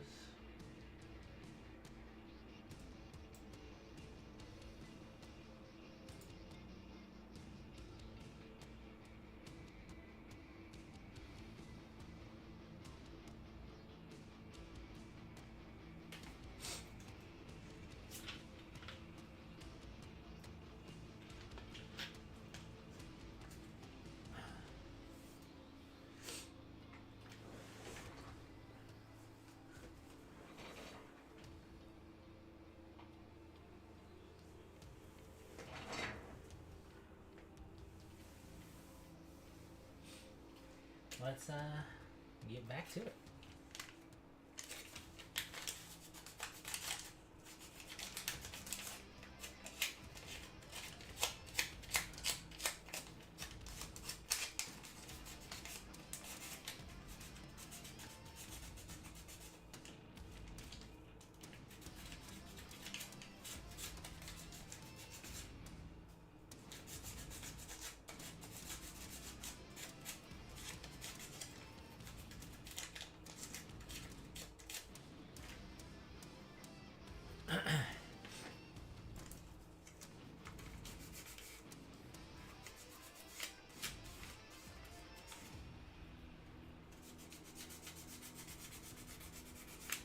Sanding that hand now.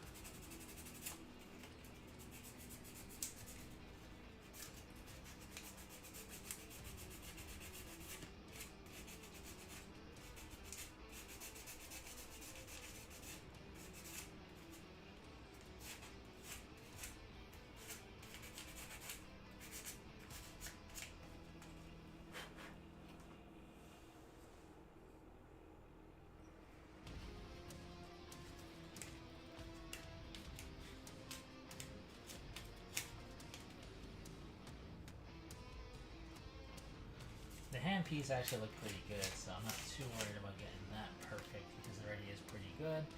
Once the paint goes on, it'll be good. It's a hand, right? So you're gonna have lots of interest in the recesses going on. So we take that.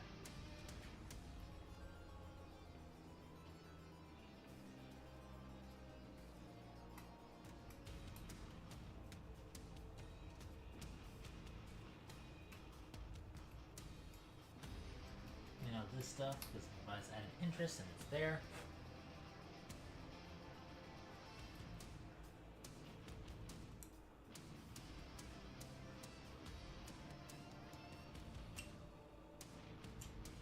Further scraping and cleaning out detail.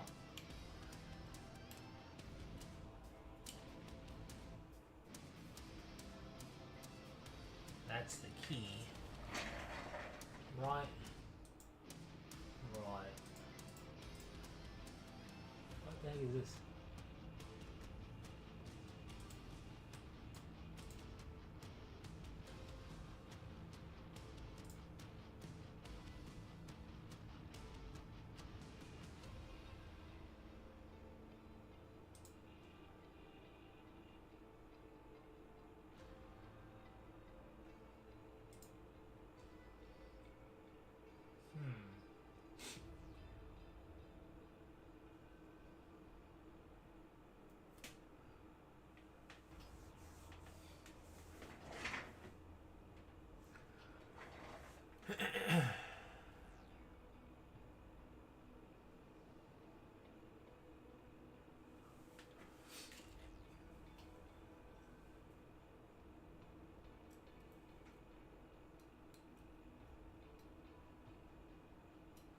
To clean it.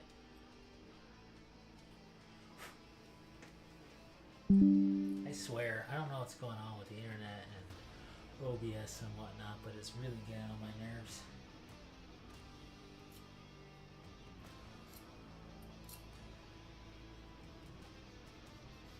Now, I don't know what I'm going to do for this hand. What I mean by that is, when I paint it up, I don't know what I'm going to do. Because I'm not looking to go metallic on this actual hand actuator part. I'm actually not looking to do much metallic at all. I am trying to you know, make it dark though, maybe metallic adjacent. In which case, you know, panel lining it with black or even the gray here. The gray might show up okay, maybe a little bit too subtle, but if I could find it and I just knocked into the microphone, how about them apples? Enjoy that noise.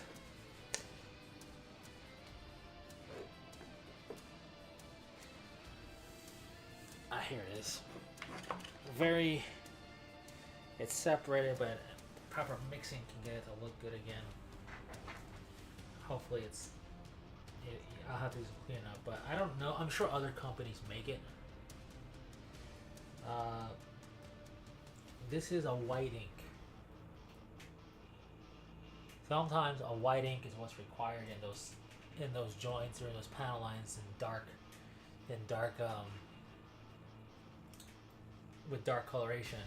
You need the white in the recess. It's almost counterintuitive, but sometimes it really works to pop. And also, it's white ink, like I said, so that'll flow real nicely and via capillary action or whatever else. If you're looking to put like a bright base down and do a fire effect on a model or whatever else. So, that's cool. Now, with that said, I don't know what I'm going to do with this handpiece. Probably near black, so we'll see.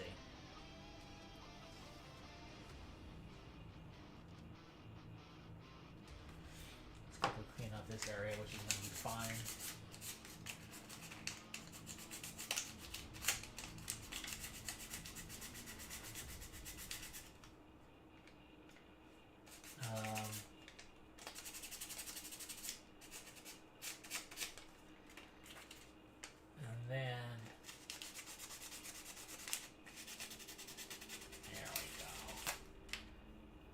Super smooth, so none here.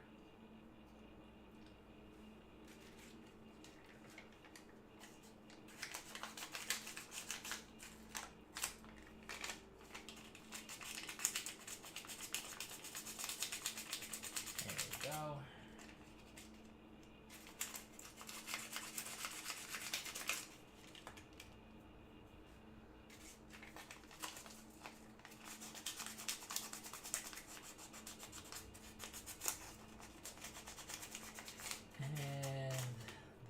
interior of the arm is good.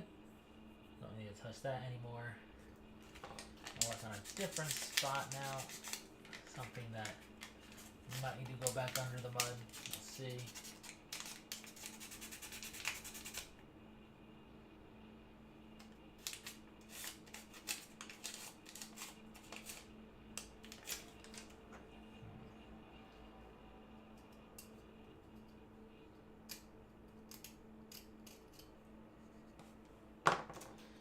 Biggie. Send it down.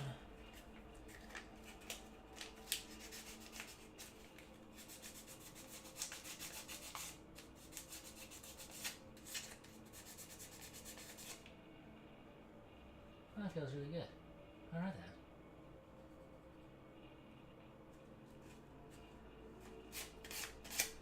Let's knock off the high parts here. That feels smooth. Coming in here. Let's clean up this portion.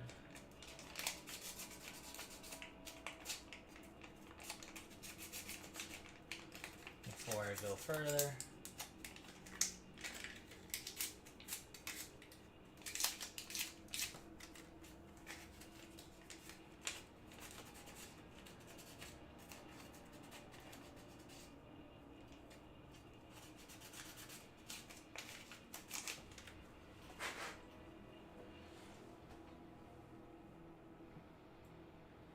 Alright. Set that down for a second. Make sure everything is running properly, as they say. I don't know who they is. I guess me. Me is they? Is that words?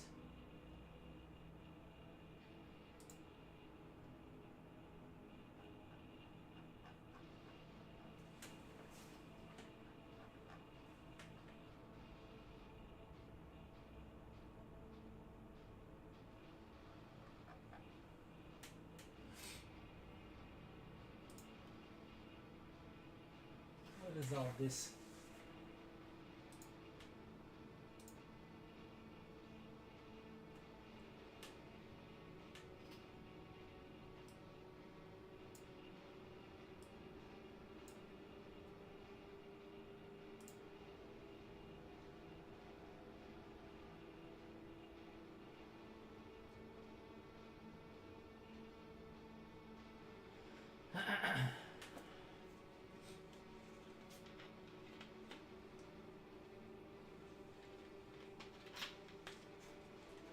What is all this?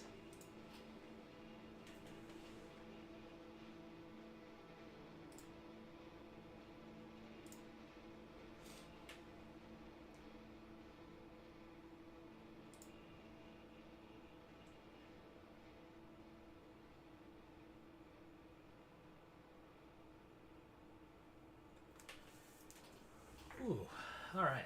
Now, try and finish up the rest of this arm. I think this arm is pretty close to just being done with the mud.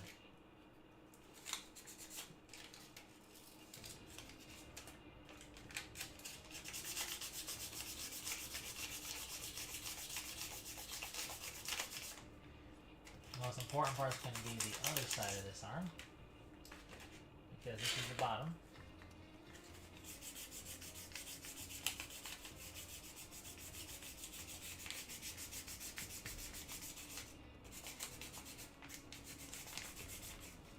But the bottom feels good. The top of the arm might feel good too.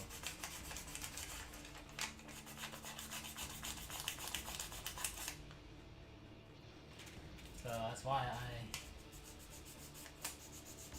just, see what happens. Can't really ever gauge it by one side, but considering how it printed, if one side's feeling pretty good, the other side might feel pretty good too. And that feels good.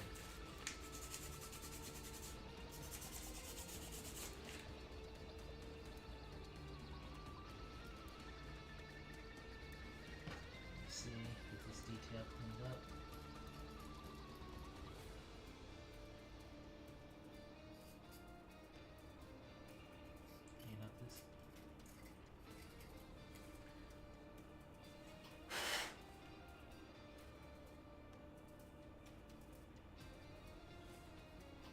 feeling smooth.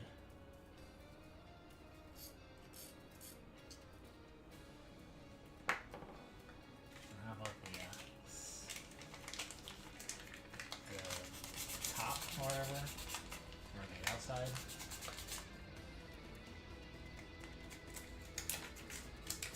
Whatever you call this section of the arm that I'm working on. I call it arm section, not to get too technical.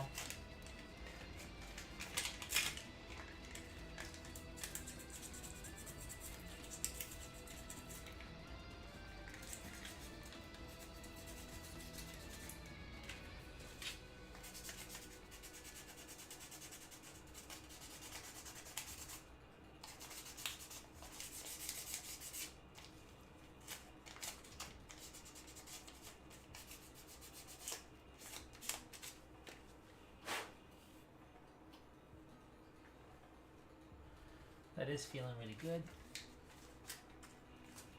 It's like a broken record. That's a good thing. Means the mud is paying off. We'll see about up here though. This is the more critical section. It sits like this, so again, more times seeing this section of the arm. So, want to pay extra care.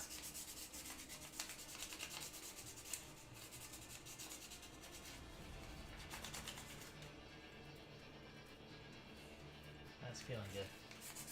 I like it.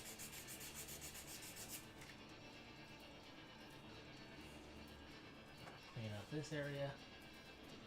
Again, if I can see it.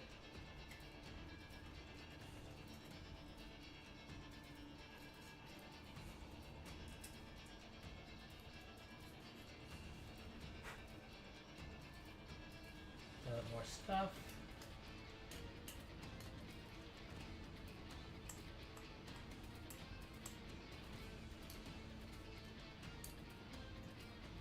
I have it right in front of my face.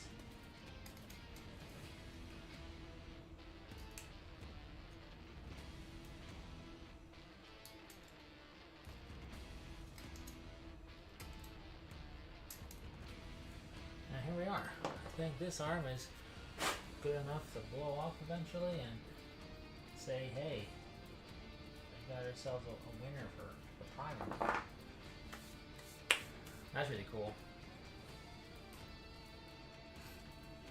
For, I want to say obvious reasons, but you know, can't be assuming it's obvious.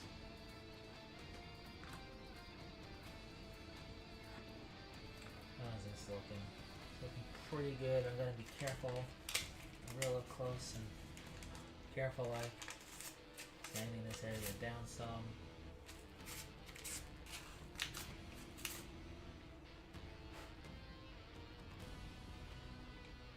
All right.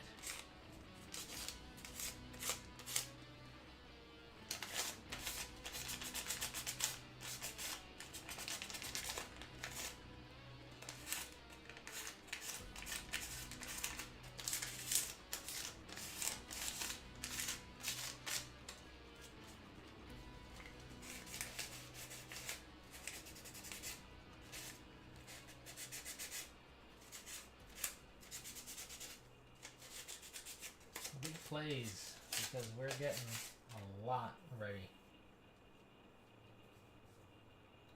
There's a lot to prepping when you want to really try and hide all the crimes and make it look good.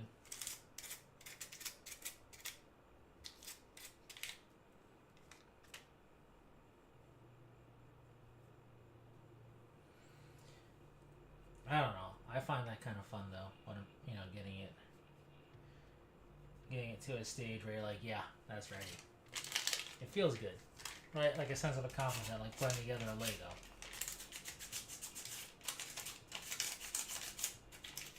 I'm like, yeah, that's it.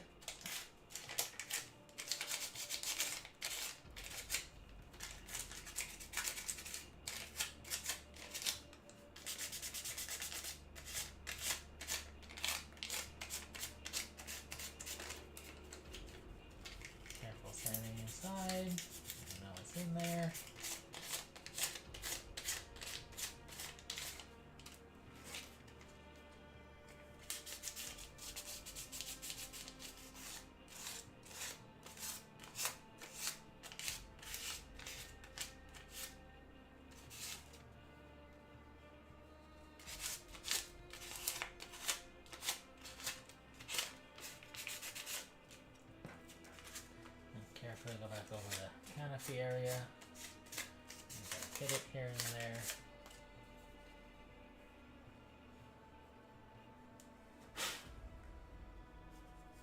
Look at that. Let's clean that up a little bit more.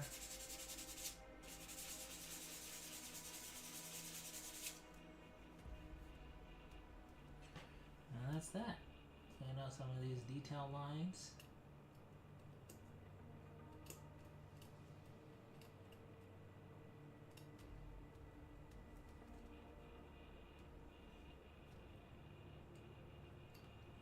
Detail hole. We have ourselves a merry little mech in the making. I mean, it's not so little, it's a medium mech, but looking good. It's all about looking good.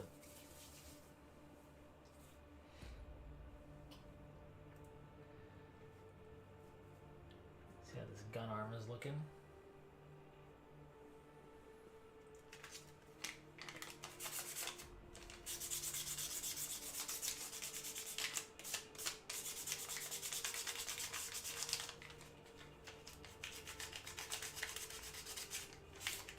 I think that's much better than what it was before. That's massive.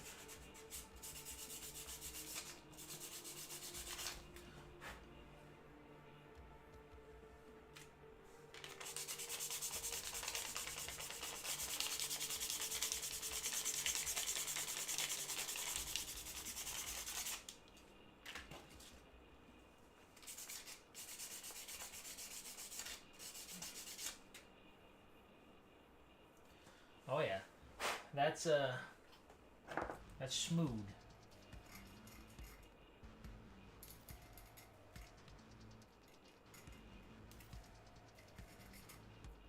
Which I like.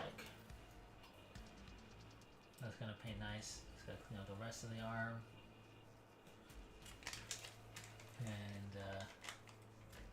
And this too will be an arm ready to go.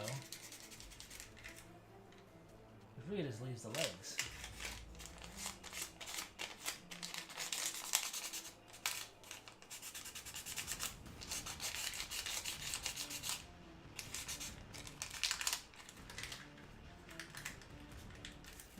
And the legs are in a state of being pretty good to go as it is, so.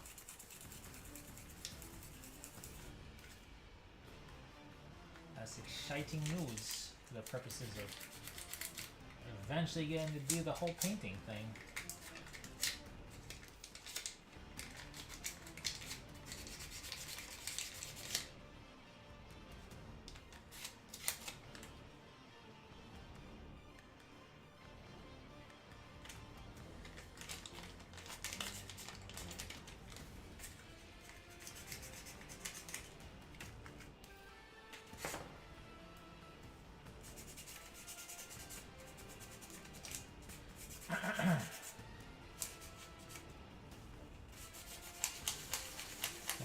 Underside, because it has some detailish stuff in there because it's the gun arm, so we'll clean that out.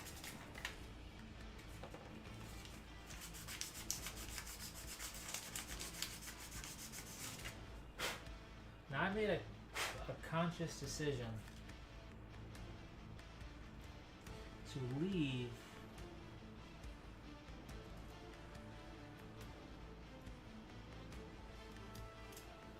like these little gaps there to signify that's an Omnipod slot.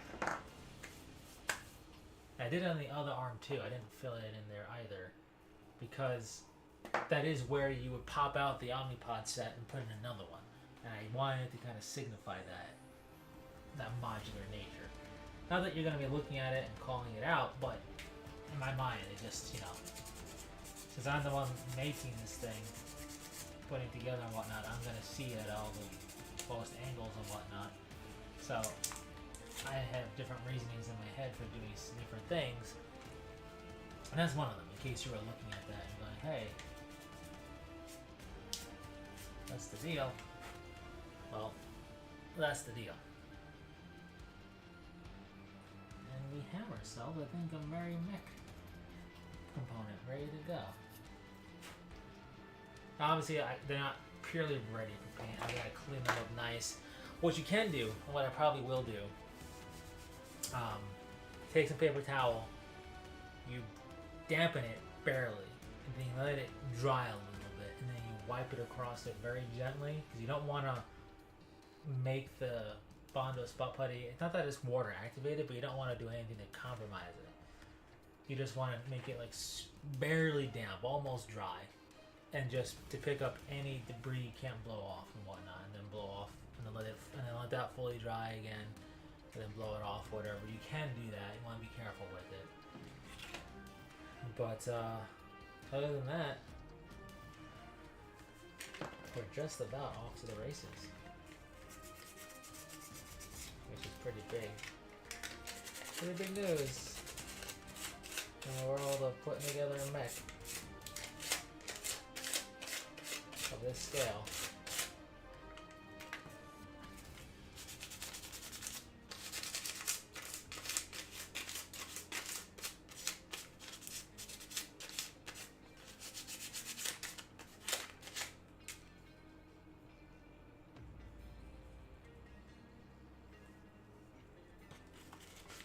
Alright, I'm going to take some super coarse here.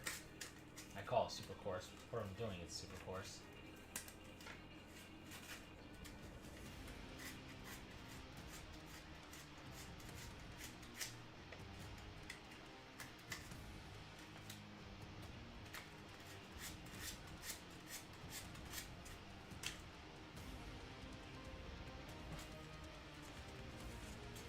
Whoa.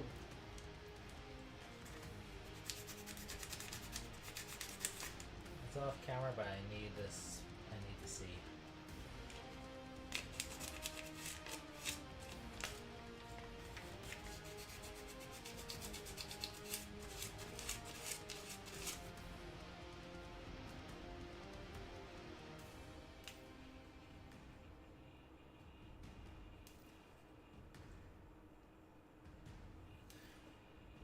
Then we set this on top. Well,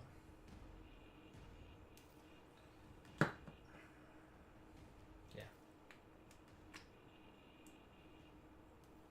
We would sit something like this. Big guy. Thing is,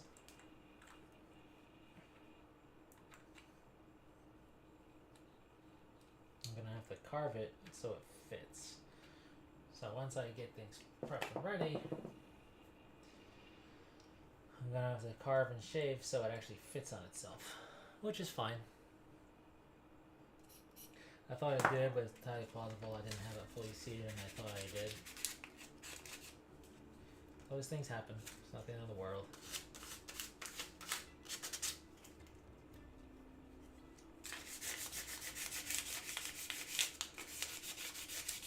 I'm gonna further smooth down what is already smooth with a finer grit than what I hit it with.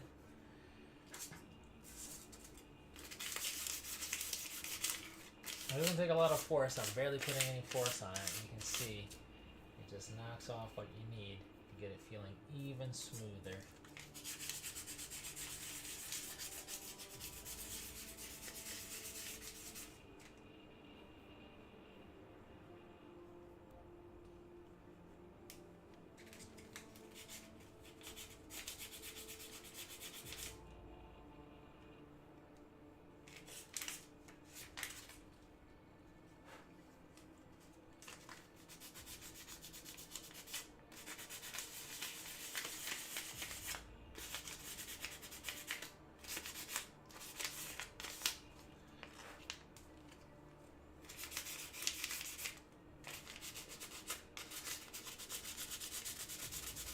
Feet, the toeses.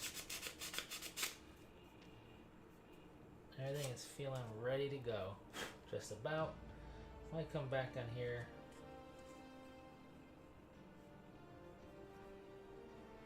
Actually, that feels pretty good. Why not? Just for one more time's sake for mudding. we'll do a little bit more mud directly onto the mech. I say directly, but you know, mixing it in with our actual mud. Mud and spot putty raw, you can say, together. Overkill is underrated, etc., etc. Say all the sayings. And we just make sure to not just get too overzealous here. On the legs, upper thigh portion.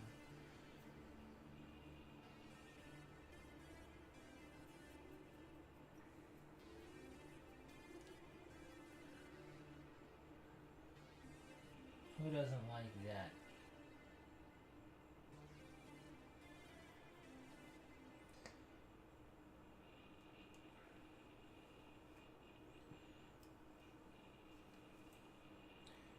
Reason being is no need to say it feels good enough when it can feel even better, and I know that from the arms, so I'm gonna make that happen.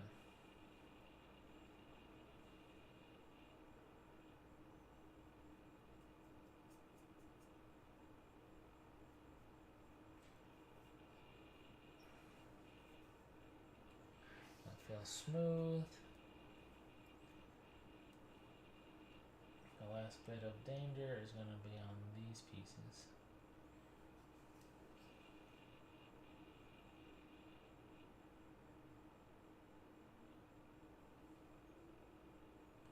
I call it danger, it's just smoothing it out. Danger's a bit of a clickbait, but you know, why not?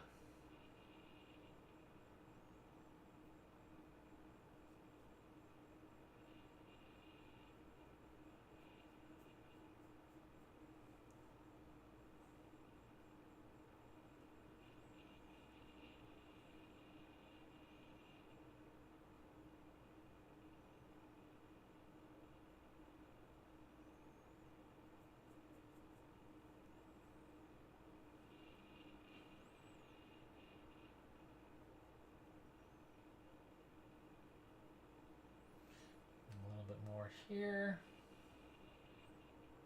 I just need to see.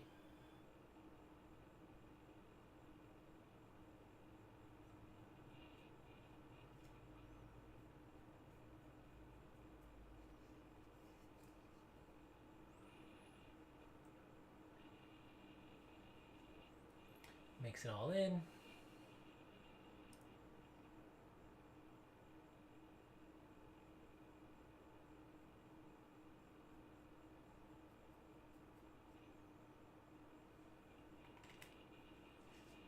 A little bit carried away, but don't worry, this sanding will fix the prime.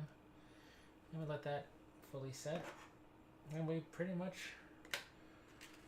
we're nearing final cleanup, which will have to happen prior to the next C3 for actual paint on miniature or mech at this point. It's not really a miniature, it's a model. Kind of nuts. Let's see here.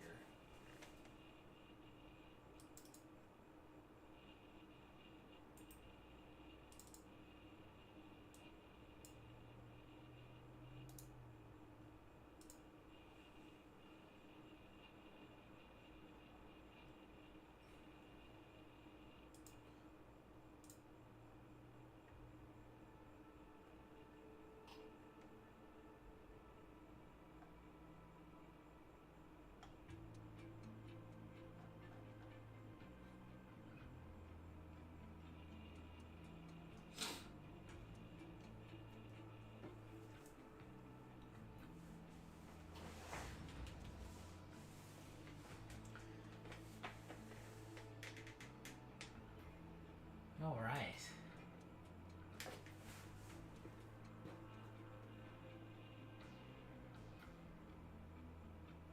I think this will look quite nice.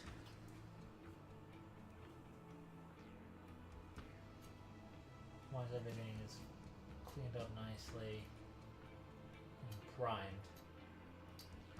think we'll get a much better take on how this model's going to look.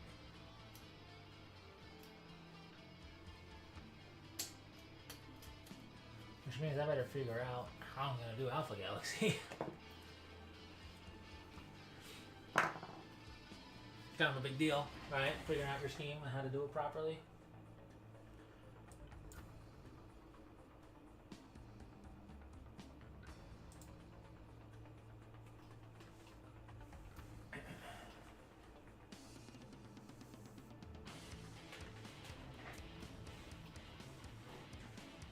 We're letting the legs cure a bit more. Once they are,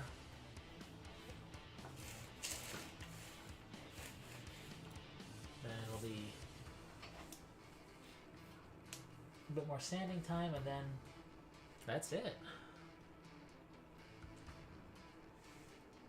No real need to jump to the Astartes yet because, well, we're doing a lot of good progress here.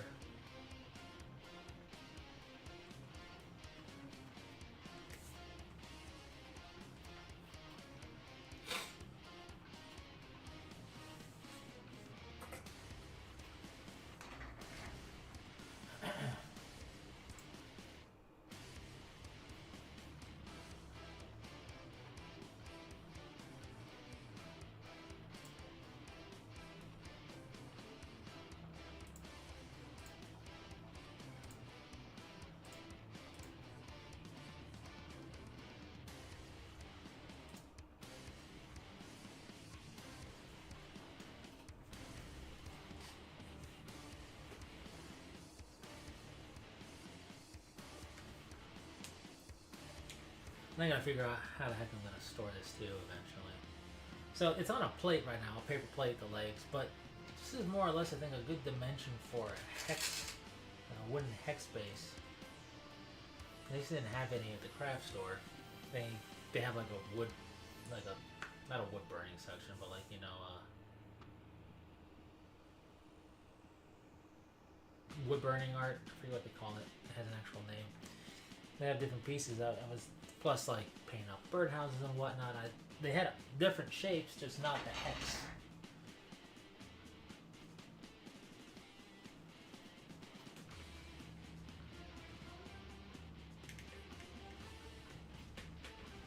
So the hope would be that I could find some hex wood about this dimension or so for the mech to stand on. I don't want to be too big, but big enough that the mech can stand on and not feel cramped on it, and I can do some minor basing work around the mech. As this fully cures more. So the bottom of the feet, you know, the feet aren't that thick and they're not solid. They have an infill of only like 12% or so. So drilling into them wouldn't be hard, it's just I don't know how durable that would be. The best thing I would consider doing is magnets. Because at the end of the day, this isn't going to be that heavy. And I also got to glue that. Once I get a stance that I like, I got to glue the legs. But you figure like one magnet per toe and one in the center, so 4 magnets per foot. Would allow for pretty good rigidity and strength on the base. The only problem with that is trying to take it off the base. Not that I would want to take it off the base. I feel like that might be better than just straight up gluing it to the base or just having it freestand on the base. I'm not sure. And it does provide the option to remove it if you're careful. So I might go that route. I do have magnets. I don't need to be super strong, like, you know, you have to pick up everything and it holds. I don't know how heavy the base is gonna get. But it's a thought. Especially if, depending upon how I do the base, if I get it pretty magnetic in general, because you can make ferrous flock, as it's called, and you can adhere it strongly to the wood. And you can make that be magnetic to a degree to help the mech stick to it, so the mech doesn't have to stand on it in just one way. Experimentation, I guess, will have to be had for that. The toes don't articulate. I'm not worried about that concept. I'm just worried about it standing in general on the thing and not having to make it be standing precise, and that's it. But I wanted to be strong enough where you could pick the base up with the mech and not have to grab it by the base necessarily. Because I'm thinking about, depending upon the thickness of the base or whatever, like that maybe, or thinner, then having a display board for for the entirety of the star to stand on something and have the bases, you know, the display board be recessed for the bases to sit flush, so it looks like it's just sitting on a display board. Way future detail stuff, but kind of important to somewhat plan it now or early on, so I can start getting the materials, like getting a certain thickness of the of hex, you know, hex base type stuff or what have you, right? That's going to be important to do regardless, because you're going to need it regardless. So now I'm just looking at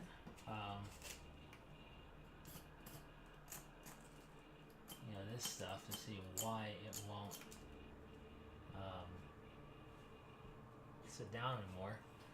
I think it's partly what I did to fill in the seams. Luckily, I can scrape that to my heart's content because you're not going to see it.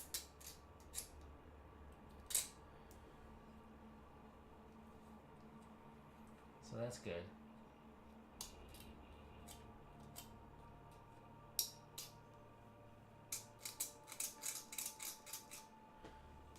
I can knock over the legs some more. There we go. Oh, it's so heavy because the legs are not sturdy. That's a big old thing.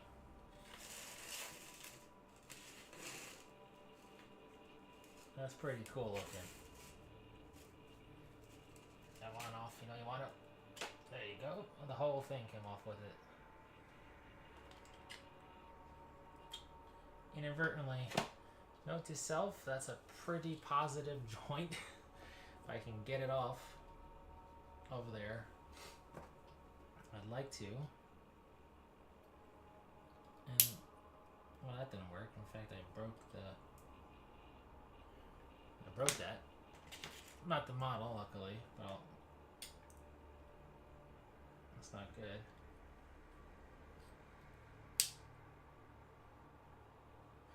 It's breaking things. That's how tight that fit is. That's what I get for being curious. There's a way to get it. I just can't do that on stream. At the end of the day, it's not the end of the world. You just have to set it like that, and then it'll be fine. But kind of annoying that it's breaking things, or that I'm being dumb and breaking things trying to get it off, because, you know, that's what I do, but it's okay.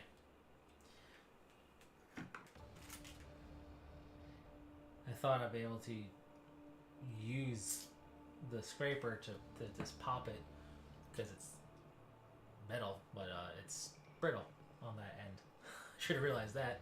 So, if I can find, because I had them here, where I put the extra tips, I can just get another tip, hopefully kind of an all-purpose tip and not going to be too thick for what I'm trying to do, and go from there. But I don't know where I put that. So that's fun.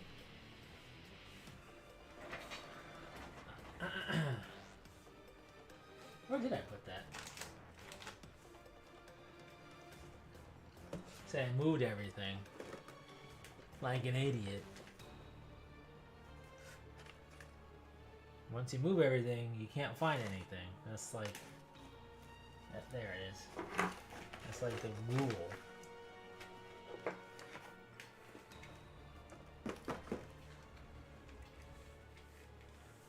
found it. Now I just gotta figure out what size tip to put on it. I won't throw this tip out because the way it broke could actually be useful. Just not what I need right now.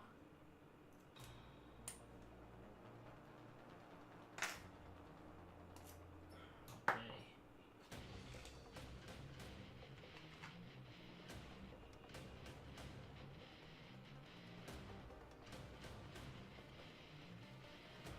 Let's see, are these the same?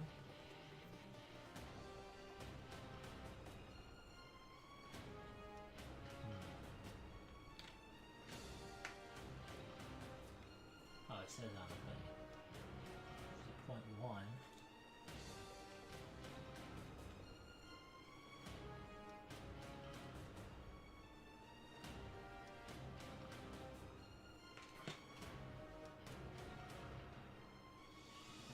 One fold.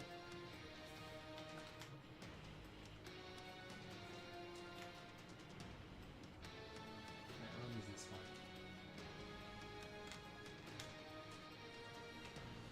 Note to self, and I knew this, but they're brittle, so they're strong but brittle, right? Meaning they only can really take a load one way.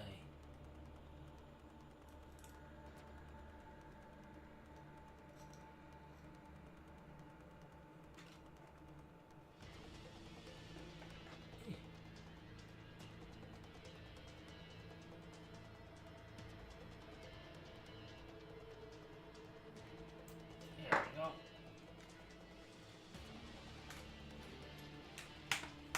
Every time you think, oh yeah, I can make it work. No, that thing snap it just like that. So that was just to show you what not to do. How about that? How's that sound? I buy it.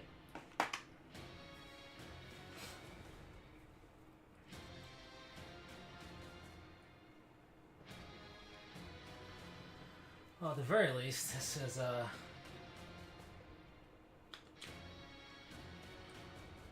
know, it works. It's just they expect it to stick in there. No biggie.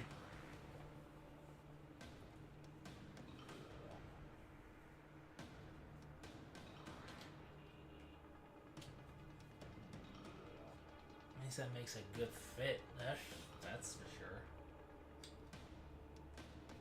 Aha, got it. I thought it could win.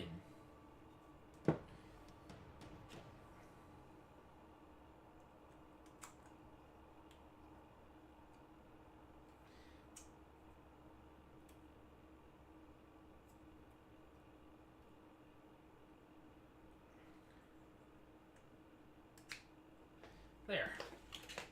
Nailed it.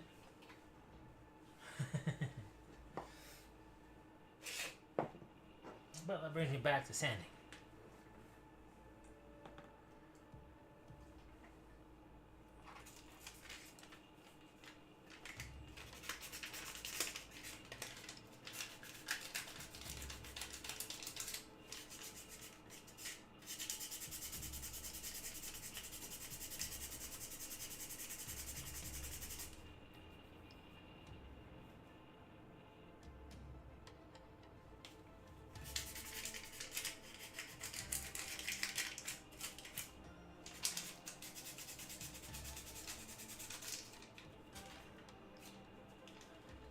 Sanding I will do.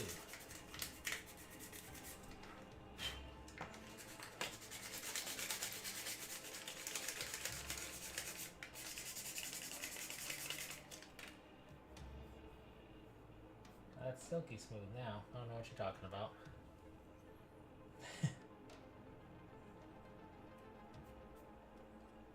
Clean up a little bit of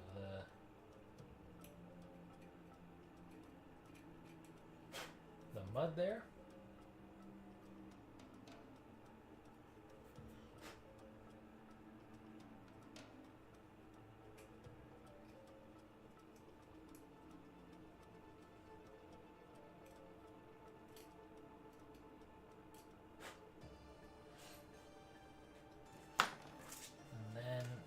with the smoother technical term.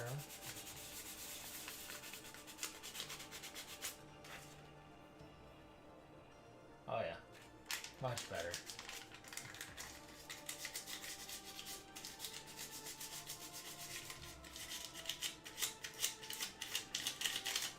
When in doubt, do more work. It's worth it.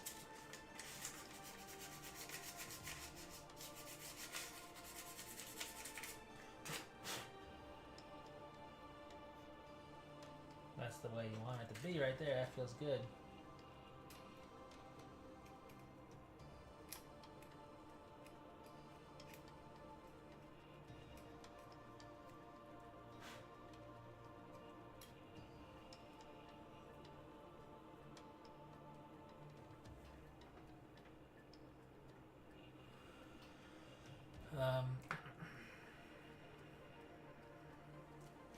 Yeah, we like that.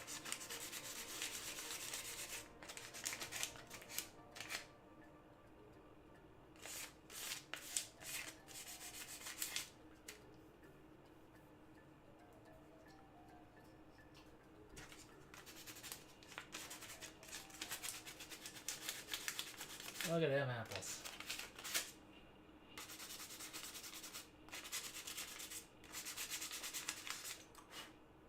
I know they're not apples, but I can still look at them.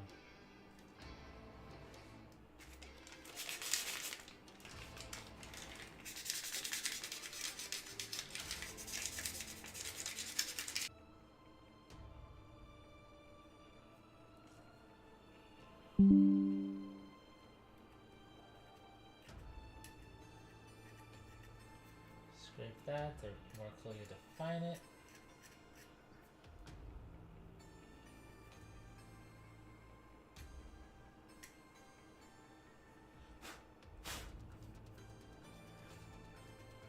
And then I sand this part.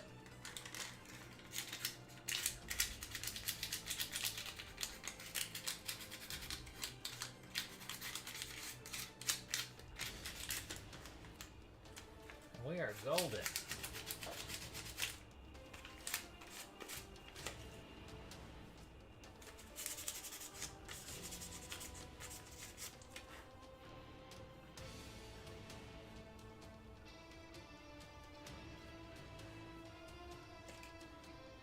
Look at that. That right there is a mudded up 3D print ready for primer after I clean it up thoroughly of all the dust and re-scrape in some lines, which I can do off camera. But that is that. So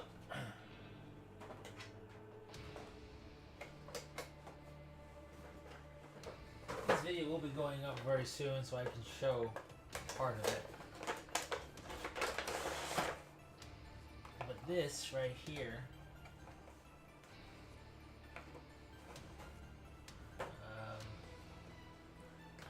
is something that I won't be doing on stream, but I will be eventually tackling on its own, because it deserves it. And I want to showcase it.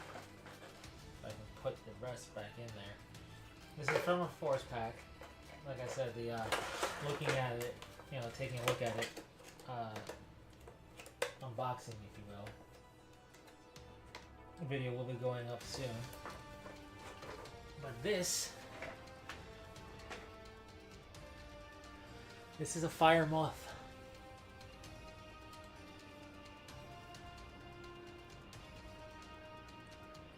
I am a big fan of fire moths. Looking at it in person up close like I did before, but really taking a look at it, that cockpit is going to be absolutely brutal to do. The cockpit and some of these other details are going to hurt. I'm going to have to carefully file things down or sand things down a little bit, scrape maybe. Not a lot of stuff, But this fire moth I'm gonna just paint on its own, off camera, utilizing the colors that I want to do for Alpha Galaxy, and base it and whatever else, and that'll be a video. I've never really done a paint video before. I run another channel, Keeper of the Fortress, that was 40K stuff, and even when I did like building a model, I didn't do anything on camera. I showed I would do the step, show it afterwards. Do the step, show it afterwards. This one I'm going to try to at least capture footage of what's going down all the while. It's a small guy though. It's a 20-ton mech. This is the arm of this 1/60th scale medium mech. And yeah, like 3 of these just about. Anyway, so as you can imagine, I want to do this for 2 reasons. A, it's the smallest mech I got, really, in terms of like just actual dimensions. It's a 20-tonner. It's tiny. So it's gonna have its own challenges. Just like a mech this big, you may at first glance think, oh, something this big is gonna be super easy, and to a degree, it kind of is. But it also has its own challenges being this big and painting it. Like, you can't really, I mean, you can, but you don't really do your typical miniature painting shenanigans for that. But for this thing, it's 20 tons, so it's the smallest. So if I'm able to get that figured out and taken care of for the Alpha Galaxy color scheme, then I have it figured out for the rest of the mechs that I'm going to be painting. And like for a base, which can maybe translate into figuring out how I'm going to do the base on these bigger guys. But also because you should never leave out your little mechs. Yes, things like direwolves and night gyres and flashman and atlas and all that, they're the fun stuff.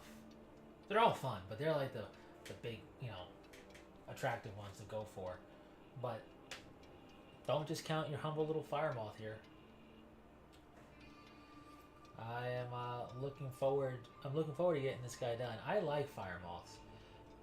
Like I said, its cockpit's going to be an absolute nightmare on this size, but I really like fire moths. I'm not going to seek out another fire star because they're currently out of stock, and I found one, luckily. That's how I got this. But yeah, I like fire moths. They're pretty cool. I don't think I've seen a 1/60th scale version of it. If I have, then it's not one that I found to my liking. But if I did, why not? It's a fire moth. Fire moths are cool. Anyways, with that said, that's going to do it for tonight. I plan to go further, but I really want to clean it up. I don't want to skimp anything, and I don't want to do the Space Marine just yet. I got a lot of dust everywhere and stuff I got to clean up, so I think that'll do it. But I think next C3 stream is actually going to be paint. Maybe I'll start off doing the Astartes like I said I would, and then I'll go into painting up the base coat of Mr. Surfacer with a paintbrush on this guy. That'll be fun. Alrighty. Thanks so much. If you watch this at all, I'm going to try to be better at promoting it because I enjoy doing the Mech Warrior streams. They're fun, and other streams. You know, video gaming is a fun stream, but this is fun because I get to work on the mech, and if anybody ever shows up to talk, I can chit chat, chill, hang out along the way. So I'm going to figure out a way to maybe get this out there more. But thanks so much, and that's it. So lots of progress made, honestly, which is really cool. Until next time, later.